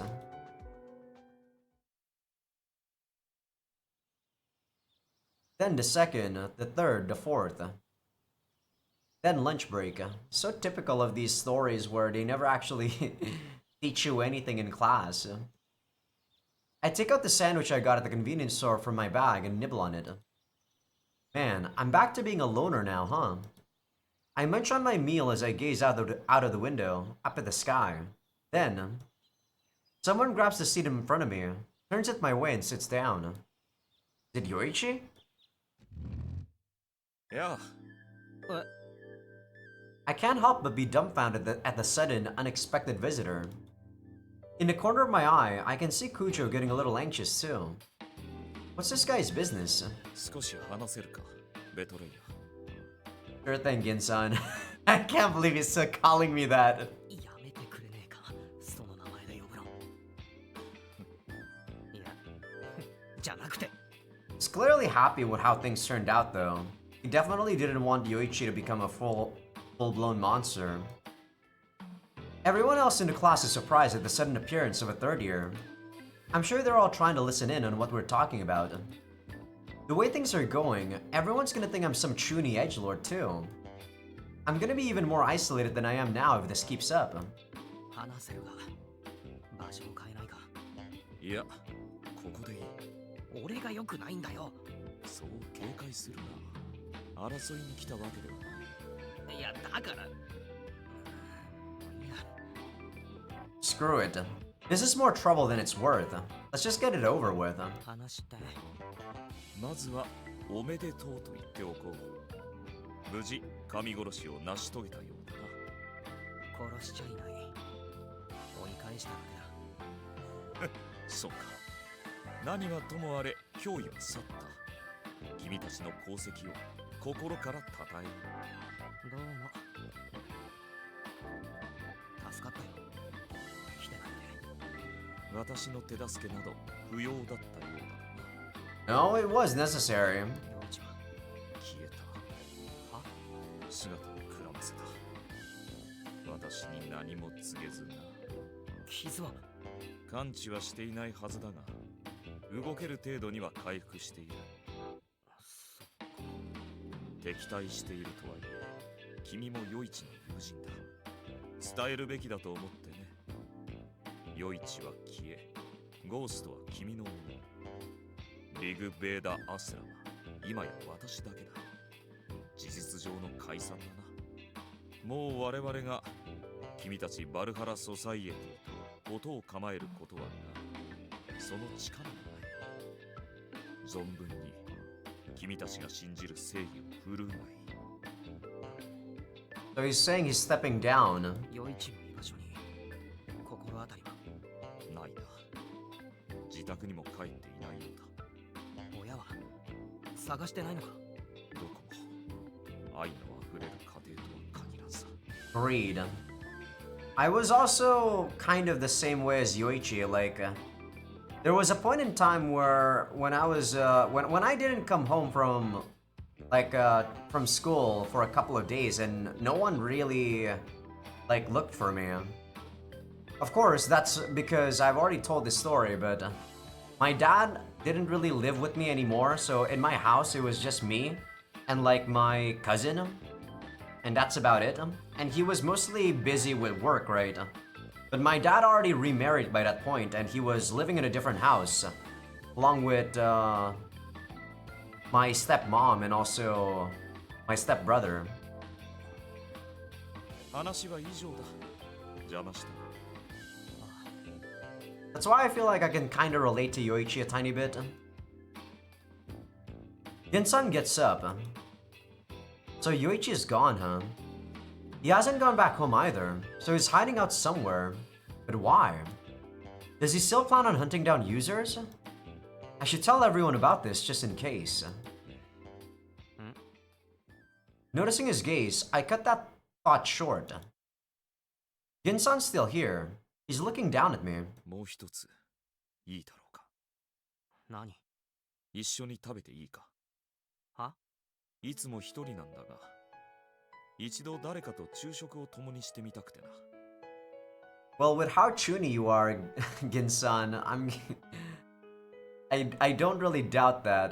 いやまあいいけど。オンに切る。 He sits back down and places a paper bag from the bakery by the train station on my table. Man, Ginsan's a nice guy. He actually brought that with him so he could eat with me. ここの卵サンドが絶品なんだ。ああ、そこのパンうまいよな。分かってくれるか。一ついるか。いやいい。自分の分あるし。 Can you cut me like a third? そうか。 He seems disappointed. Come on, humor him. Let me get a third of that sandwich. We can trade. Probably what he wants. Ginsan unwraps the egg sandwich and starts eating. I also get back to my own half-eaten sandwich. Neither of us really engage in conversation. I continue to eat lunch while Kujo's alarm glances burn into me every so often. What the hell is this? What do you mean, what the hell is this? He wants to have some friends! そうだったんだ。深沢くんが。 Clearly said that. どうしていなくなったりしたんでしょう。 Man, I feel sorry for Ginsan. Kakeru, why are you only good to fucking girls, man? Fuck you! わかりません。にしても司令官も変な人だね。ニーニとご飯食べるとか。 After class, we met up at the school gates and I told them about Yoichi. Much as I'd like to have everyone gather at 9 Ball for a full debriefing. 先輩バイトなんですよね。最近あまり入れてなかったから一段落したし、今日からしっかり働こうかなって。ノアちゃんから返事来ました。明日休みだし、今週いっぱいは休息に当ててもいいんじゃないかって。まだ調子悪いんかな。大丈夫とは言ってますけど。帰りましょうか、今日は。そうだね。じゃあ来週集まろうか。まあ無理に集まらなくてもいいかもな。先生のことが片付くまでソフィーも動けないだろうし。あ、さつきちゃんは来てた？うん、普通そうに見えたけど、新見くんさっき話してたよね。ああ、早く薬飲んで終わらせたいって愚痴ってた。いつ完成すんの？もうすぐだと思うんだけどな。Probably a week or two. ソフィーに聞いて、立ち話してたらみやこ先輩バイト遅れちゃうね。まだ大丈夫だよ。長話しても仕方ないし、帰るか。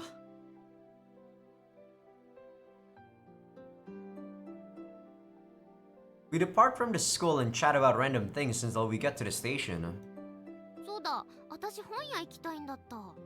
Man, I really wish we actually got into Rigveda instead of the Valhalla Society. Like, there's a visual novel that I really like called Majikoi, guys. And the reason why I really like that story is because there's like so many branches and so many routes of that story. Like, there's a core route where you hang out with your friends, but then there's also what if route where what if you hang out with ex friends, right? And to me, that's so nice. You could feel that they put a lot of love into that story because they put like so many situations. In this one, I feel like Rigveda wasn't really loved that much. They definitely put way too much emphasis on the girls instead of, you know, Yoichi, Ghost, and also Ginsan. 同じ方向だね。一緒に行こうか。And I actually prefer Yoichi and Ginsan compared to most of the girls, except for Sora. 行く行く。いいや、はるか先輩、またね。 I don't care about Ghost at all, though. また来週。おう、またな。さようなら。じゃあ先輩も気をつけて。はい。 I see Senpai's dejected expression and realize I screwed up. I'm sweating bullets internally. When Sora said she wanted to go to the bookstore, she was probably being considerate of us. I deeply regret bidding her farewell without even considering the situation at hand. はい。よかったらせっかくだしどっか行きますか。Her clouded expression immediately clears up into a ray of sunshine. It'd be way too uncool if I was the one who forced her to invite me out. Good thing I managed to say that to her. 軽くなんか食べます？行きたいところがあって。じゃあ行きましょうか。どこです？ラウンド2。ああ、見たい映画とか？いえ、その1階のゲームコーナー。いいですよ。行きましょうか。すみません。いえいえ。Senpai's apology just now must be due to her habit of saying she's sorry for everything, I think to myself. But it's only when we arrive at the arcade that I understand its true meaning.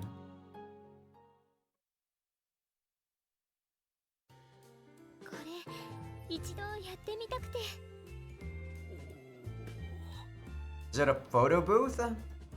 Before my eyes is a huge box. A box you enter to take a photograph and mark it up to be all cutesy. Yeah, it is. That's right. What people call a purikura machine. I actually didn't know they call that. The thing that party-going girls love. The thing that makes your eyes look bigger and stuff. Ugh, filters and shit. I hate that. 撮ったことありますか？ I really don't like filters because, you know, a lot of people actually use filters to make themselves like prettier and also handsomer, if that's a word. And to me, that just feels fake. Well, I have a very strong opinion about this. I also don't like girls who wear makeup, any sort of makeup, like even foundation or anything that would highlight your like eyebrows and stuff. I don't like any of those. いやないっすね。ですよね。すみません。新見さんこういうの好きじゃないと思うんですが、もう流行でもないし、撮って自慢できるものでもないですが。You said Ryuko. Why is it pronounced Purikura in the translation? 一度してみたくて。 Maybe she feels apologetic to me because her voice is getting quieter and quieter. True, this is a high bar. I really hate this sort of thing. But can I say that out loud? That I hate it? Why can't you? I'm pretty sure Senpai is also the type of girl who thinks this is embarrassing too. It probably took a huge amount of courage to invite me. I can't say no. Yes, you can. I can't say it's embarrassing, so I won't. すみません。やっぱり。 Well, Kakeru's only excuse is only the fact that it's embarrassing. He doesn't have as much of a strong feeling as it as me. いえ、撮りましょう。いいんですか？はい、撮りましょう。ありがとうございます。じゃあ。撮りますか。 Timidly, we approach the box. Luckily, it isn't crowded today. Actually, there's not a soul around. Let's take these photos while we still can. 一応予習してきたんですが。 She taps the touch panel set on the outside. 最初にフレームを決めるみたいです。フレーム。なるほど。あれ？先にお金。 I wonder how much those things cost. 俺出します。いえ、私が。 Shakily taking out her wallet, she inserts a few hundred yen coins. Maybe 500 yen. Once again, she touches the panel. たくさんある。何がいいでしょう。先輩にお任せします。どうしよう。 As she thinks, she stares at the panel seriously. これどうでしょう。シンプルな感じで。あ、いいと思います。はい。じゃあこれ。あとは。 We decide on a bunch of other confusing options besides the frame. A voice submitted by the panel tells us, please move to the photo booth. Senpai and I both jump in surprise at the same time. 撮影ブース。こっちみたいです。 Following after Senpai, I pass through the curtain. It's pretty roomy in here. Not that we're hidden from the eyes of other people. Now that we're hidden from the eyes of other people, I feel an odd sense of relief. As if this is making me really, really restless. もうちょい近づいた方がいいですよね。俺たち。そうですね。 We both shuffle closer together. We're standing next to each other, stiff as rods. Put together, we're like a pair of telephone poles. This is hard to take. For two people who are both complete wallflowers, is that? This is really unbearable. はい。腕とか組んでみてもいいでしょうか。どうぞ。 Oh, sorry about that. He's a lot shorter than I thought. ポーズを真似してねって指示が出ていますが。 I'm always thinking about what to wear, huh? Haruiro, palette, snap. はい。無視して撮ります。はい。撮影ボタンはどれでしょう。 There should be a timer. いや、このカウントがゼロになったら、そういうあ While we're talking, we hear a robotic voice begin counting down, and we both start to panic. While we're still not ready, the camera takes a photo. It should take at least like 3 pictures or something. 変な顔。 Or I think you can actually retake the picture before they print it out. 俺なんか目閉じてますね。 This is horrible. Hmm? The panel has the words "Get ready" on it. これまだ撮るんですか？全部で5枚。猶予ないですね。今度は目開けてます俺。私もちゃんとした顔で。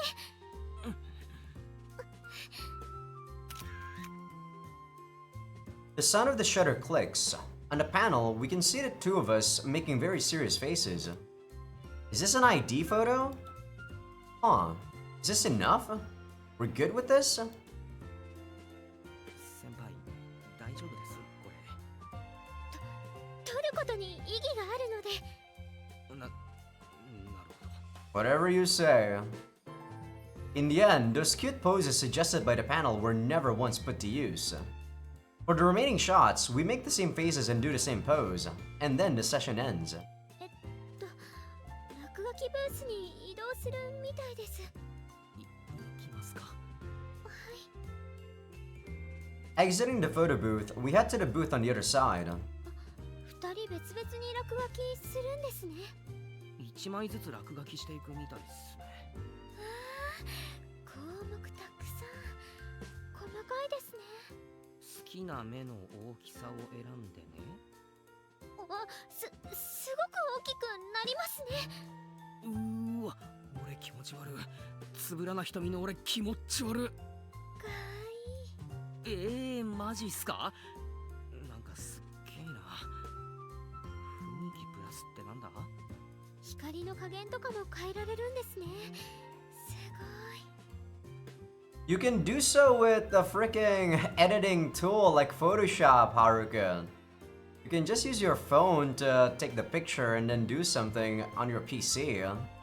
God damn it, these kids! Kids these days don't know of Photoshop. We're completely baffled by the multitude of options. But while I'm still feeling a little embarrassed, this is starting to get a bit fun. Senpai seems to be full of curiosity about the whole thing and keeps tapping various parts of the touch panel. Suddenly, Senpai's hands stop. いろいろ落書きしたいけど、せっかくだからこのままがいいな。全部同じポーズなんで、落書きするのとしないので分ければいいかも。そうですね。好きに落書きしちゃっていいですよ。じゃあ。 I scrutinize the panel. Even if I'm uncomfortable with stuff like this, doing nothing at all would kind of make me into a party pooper. Well, Senpai seems to be having fun, so I guess it's all good. I tried drawing a picture of a cat on the white area, and adding a star. Then I draw cat ears on both of our heads. Senpai and I are turning out pretty cute. I can't let Sora find these under any circumstances. If she sees them, she'll seriously keep teasing us about this for the next 5 years. できた。 Senpai smiles with satisfaction. The time limit is just about up, so we move to the next step. ちゃんと2人分もらえるんですね。結構親切っすね。I mean, for 500 yen, which I assume is 500 yen, this is actually not too bad. Senpai and I decide how to arrange the photos in each of the frames, and finally finish up. Exiting the booth, we go to wait for the photos to print. どれくらいで。出てきました。 Almost as if she were unable to wait a second longer, Senpai picks up the pictures. どんな感じ？ Peering over the shoulder, I'm shocked at the sight of my overly airbrushed face. Doesn't really look all that different, to be honest, Kakeru. Senpai looks pretty cute, but me? That's another person. Senpai starts looking around for something. With a gasp, she rushes over to a small table nearby. Using the scissors there, she neatly divides the pictures up. どうぞ。みーみさんの分です。ありがとうございます。 I once again look at the photos. Couldn't I have made a better expression? Senpai was nervous as hell, and it shows in a funny look she had on her face. The edges of my lips twitch. Senpai also happily gazes at the photos for a while, then takes out her smartphone from her bag. Is she going to take a photo of the photo with her phone? At first, I assume she's doing something silly like that, but I'm wrong. She takes her phone out of the case and peels off one of the photos from the sheet. From the sheet? Then, she very carefully sticks the photo in the back of her phone. Oh, you mean a case. A slightly embarrassed, single whispered word. My heart noticeably skips a beat. My heart has raced multiple times in reaction to Senpai, but... I think to myself, that's how it is. This uncontrollable throbbing of my heart. Must mean I love her back. 私惹かれるかもですが、こういう友達とする当たり前のことをずっとしてみたくて夢だったんです。 I don't think too many people do these anymore, but maybe like 10 years ago, you're not wrong, Haruka. 付き合ってくださってありがとうございました。宝物ができました。いえいえ、俺も。 Taking up my smartphone and removing the cover, I stick one photo in the back, just like Senpai did. 大事にします。 Why is this? I can't look directly at her smile, so I avert my eyes. Not noticing my unease, Senpai grins at her phone. Jeez. Suddenly feeling self-conscious and having my heart race like a love-struck middle schooler. How uncool is that? I wryly smile. As I'm about to take my bag off my shoulder to put away the photos, I notice. Rather, I couldn't help but notice. It's him. Him? はい。あっちでゆっくり見ませんか。ジュースでも飲みながら。そうですね。 Yoichi? I try to nonchalantly lead Senpai away from the area. あれKosaka じゃん。 Oh, it's the other guy who was, bullying this girl. Too late. Damn it! The person who calls out to her is the guy who used to bully Senpai. He's got one companion in tow, and both of them are wearing school uniforms. They're not from a school in this area. 何してんの Komoto completely ignores me and speaks to Senpai, who's clearly terrified. He's got an obnoxious sneer on his face. 先輩、行きましょう。おい、なんだよ。冷たくね I try pulling Senpai away by the hand, but they go around us and cut off our escape. What a pain in the ass. 何誰小中と一緒だったんだよ。なんつうか、妹分っていうか、射程っつうか、世話してやってたんだよ。What the heck is protege? From the way Senpai's looking down at her feet, Komoto's friend can probably tell they hadn't had a positive relationship. Her face is scrunched up like she's incredibly uncomfortable. How to deal with this? People like this, if you handle them poorly, are likely to stick to you like glue. Since they're clearly looking down on us, I guess we have no choice but to show them what we got. どいてもらっていいっすか。あなんで帰りたいんで。てかお前誰よ俺高坂と話してんだよ。どけよ。あおい、もうよせって。何どうしたのお前。懐かしいやつに会ったから昔の思い出を語りたいだけだって。何こいつとプリ取ったん Komoto grabs the photos from Senpai's hand. What a jerk. Of course, without even thinking, I try to take the photos back. However, Senpai's shout stops my hand as I'm about to reach out. It's the first time I've ever heard Senpai raise her voice. In shock, I freeze up. Komoto is also in a daze, apparently caught off guard by her display of anger.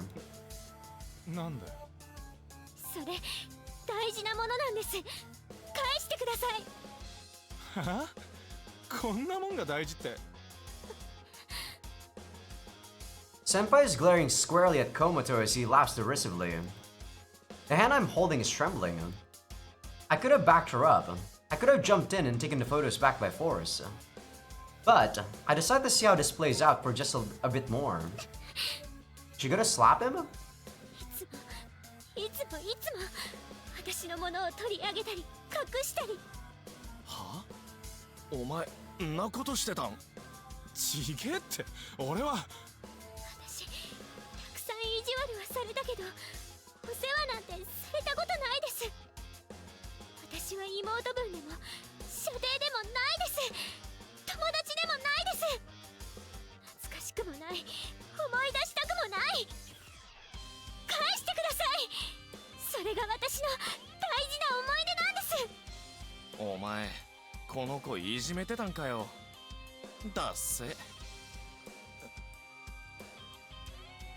I mean, that friend was clearly like, you know, with the way Komoto was acting, that friend should have already realized that Komoto's a freaking asshole. I feel like this is way too tacked on, this scene right here. Even if Haruka did not do anything, like, didn't tell what the hell he did, if they really wanted to, if Komoto's friend there was an actual good guy, he would have read the atmosphere and knew what the hell was going on, but he didn't. So clearly,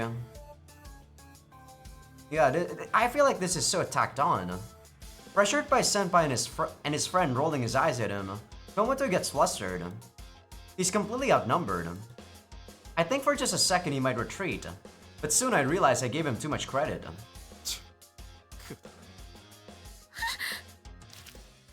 Komoto crushes the photos in his hand.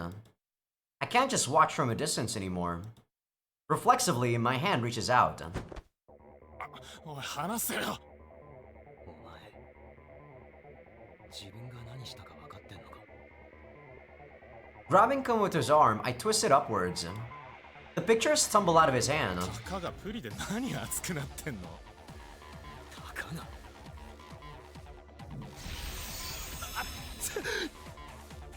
On my palm, my stigma glows faintly. Yeah, see? Like, Kakeru, what the fuck are you doing? And I start slowly smoldering Komoto's arm in my grasp. I could understand if he was like punching the guy, but he's clearly using his freaking artifact. What a pussy. I'm unable to control my raging emotions. なんか言うことねえか？聞こえてんだ。早く謝れよ河本。お前マジダセえぞ。声小せえよ。すんませんした。謝っただろ。うるせえよ。Letting go of his arm, I push him aside. Komoto glares at me with tears in his eyes, but as soon as I glare back, he flinches and turns tail. Senpai crouches down and stares at the crumpled pictures. With trembling hands, she picks them up. She's not gonna say something about the fact that we use our stigma, isn't she? Or our artifact, isn't she? God. Man, this whole situation is just... ugh. She tries desperately to flatten them out, and tries to put the bent stickers back into their place on the sheet. Places on the sheet. 先輩。先輩。 Senpai suddenly stands up and rushes off. She's chasing after Komoto, who's engaged in an argument with his friend as he's leaving the arcade. Realizing Senpai's approaching, Komoto turns around. That's when it happens. Senpai's hand flies up high. But instead of following through with the swing, she lowers it. なんだよ。もう二度と話しかけないでください。は？もう二度と話しかけないで。わかったか？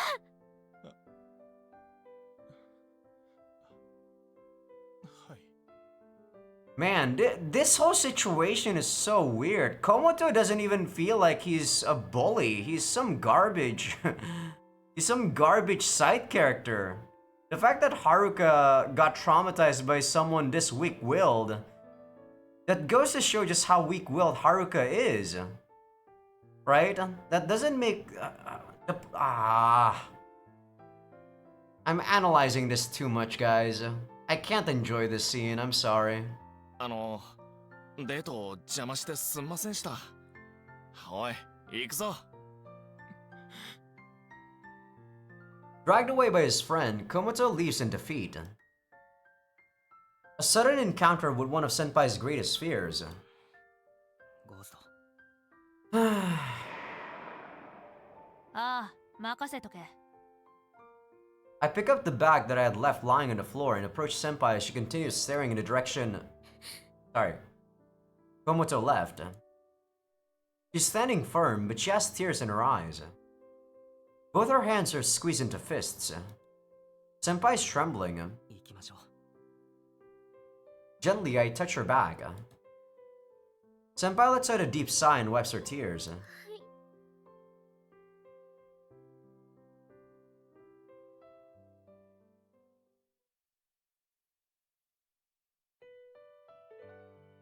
Alright, I really thought we were gonna go get an H in this episode, but it looks like we are not getting it. The next episode might be the last. I don't know whether or not there's still gonna be something that they're trying to resolve. But, I gotta say, like, Haruka's, story is really bothering me. It feels like it's trying too hard to show you about a timid character trying to learn and grow into someone not timid anymore. But I feel like the nuances are definitely lost. Like that Komoto character, as I said, if that guy really backed down that easily, he would have... He's clearly a pussy, right? But Haruka never actually... I don't know. I can't really defend Haruka, guys. Humans aren't that weak, man. That's what I feel. And the fact that they make someone a character like Haruka, it makes me pissed. It really makes me pissed. These guys really thought that humans are this weak. That someone can be this weak. And I guess that might be true. There might be someone as weak as Haruka, but I don't know. As someone who don't really think that humans should be this weak, when I see someone this weak, I feel... I actually don't know how to feel. Anger? Not really. Disappointment? Not really. I don't know what I feel when I see someone like Haruka. Sad? Maybe? I don't know. I just know that I didn't enjoy that whole sequence of events.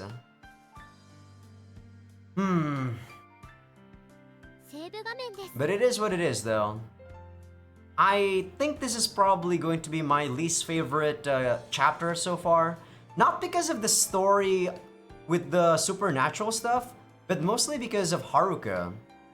Like, I just don't like Haruka as much as I do Kujo and also Sora especially. Kujo, even though I don't really like her that much, I don't dislike her. But I think I do dislike Haruka.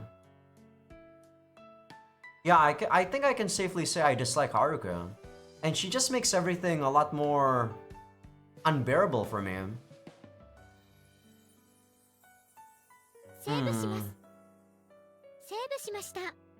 Well, we'll see how the story ends, right? But I think for the most part, I'm the type of person that could give a grade because I already know what the journey has led me so far. So even if the end of the journey is good, if the whole journey doesn't make me feel good, I would still give it a bad grade, right? Because at the end of the day, it's not the ending and the beginning that you grade. It's the whole thing, right? The prologue of the chapter, the way the chapter is being told, and then the epilogue of the chapter. And so far, the journey part of the chapter is really making me feel not good. But okay, I'm not gonna dwell on this too long.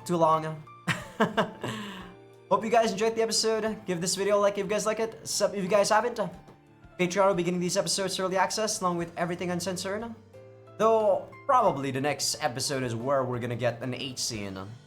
I can't believe we still haven't got an H scene. They're making this too serious for what it needs to be honest. And I kind of enjoy more the previous chapter where with Sora, she was clearly just making it into a comedy routine. They're making this too serious, yet, like I said, a lot of the nuances of what should be going on that would lead her to this sort of timid personality is gone. Or it's not gone, it's the fact that it's not really strong enough for me to believe that it would lead to this sort of personality that Haruka has. So it's kind of an unbelievable situation.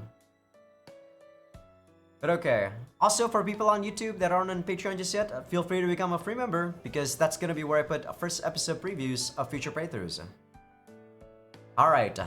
Next episode might be the last one for Chapter 3, guys. And like I said, I don't really dislike Chapter 3. With all of its plot holes, it still gives you a pretty nice hype thing. You know? It was trying to tell you a story about, you know, like emotions can make you be stronger. And I appreciate that sentiment, and I can, like, my kid self can appreciate that. Not my current self, but I could understand the feelings of wanting to feel that way when it comes to that story. But this Haruka story, I feel like it's a miss for me. For some people, it might be a hit, and I'm not gonna mock you guys for liking it. It's just definitely not my sort of thing. And I already gave you guys my reasoning for it. But yeah, I'll see you guys on the next one.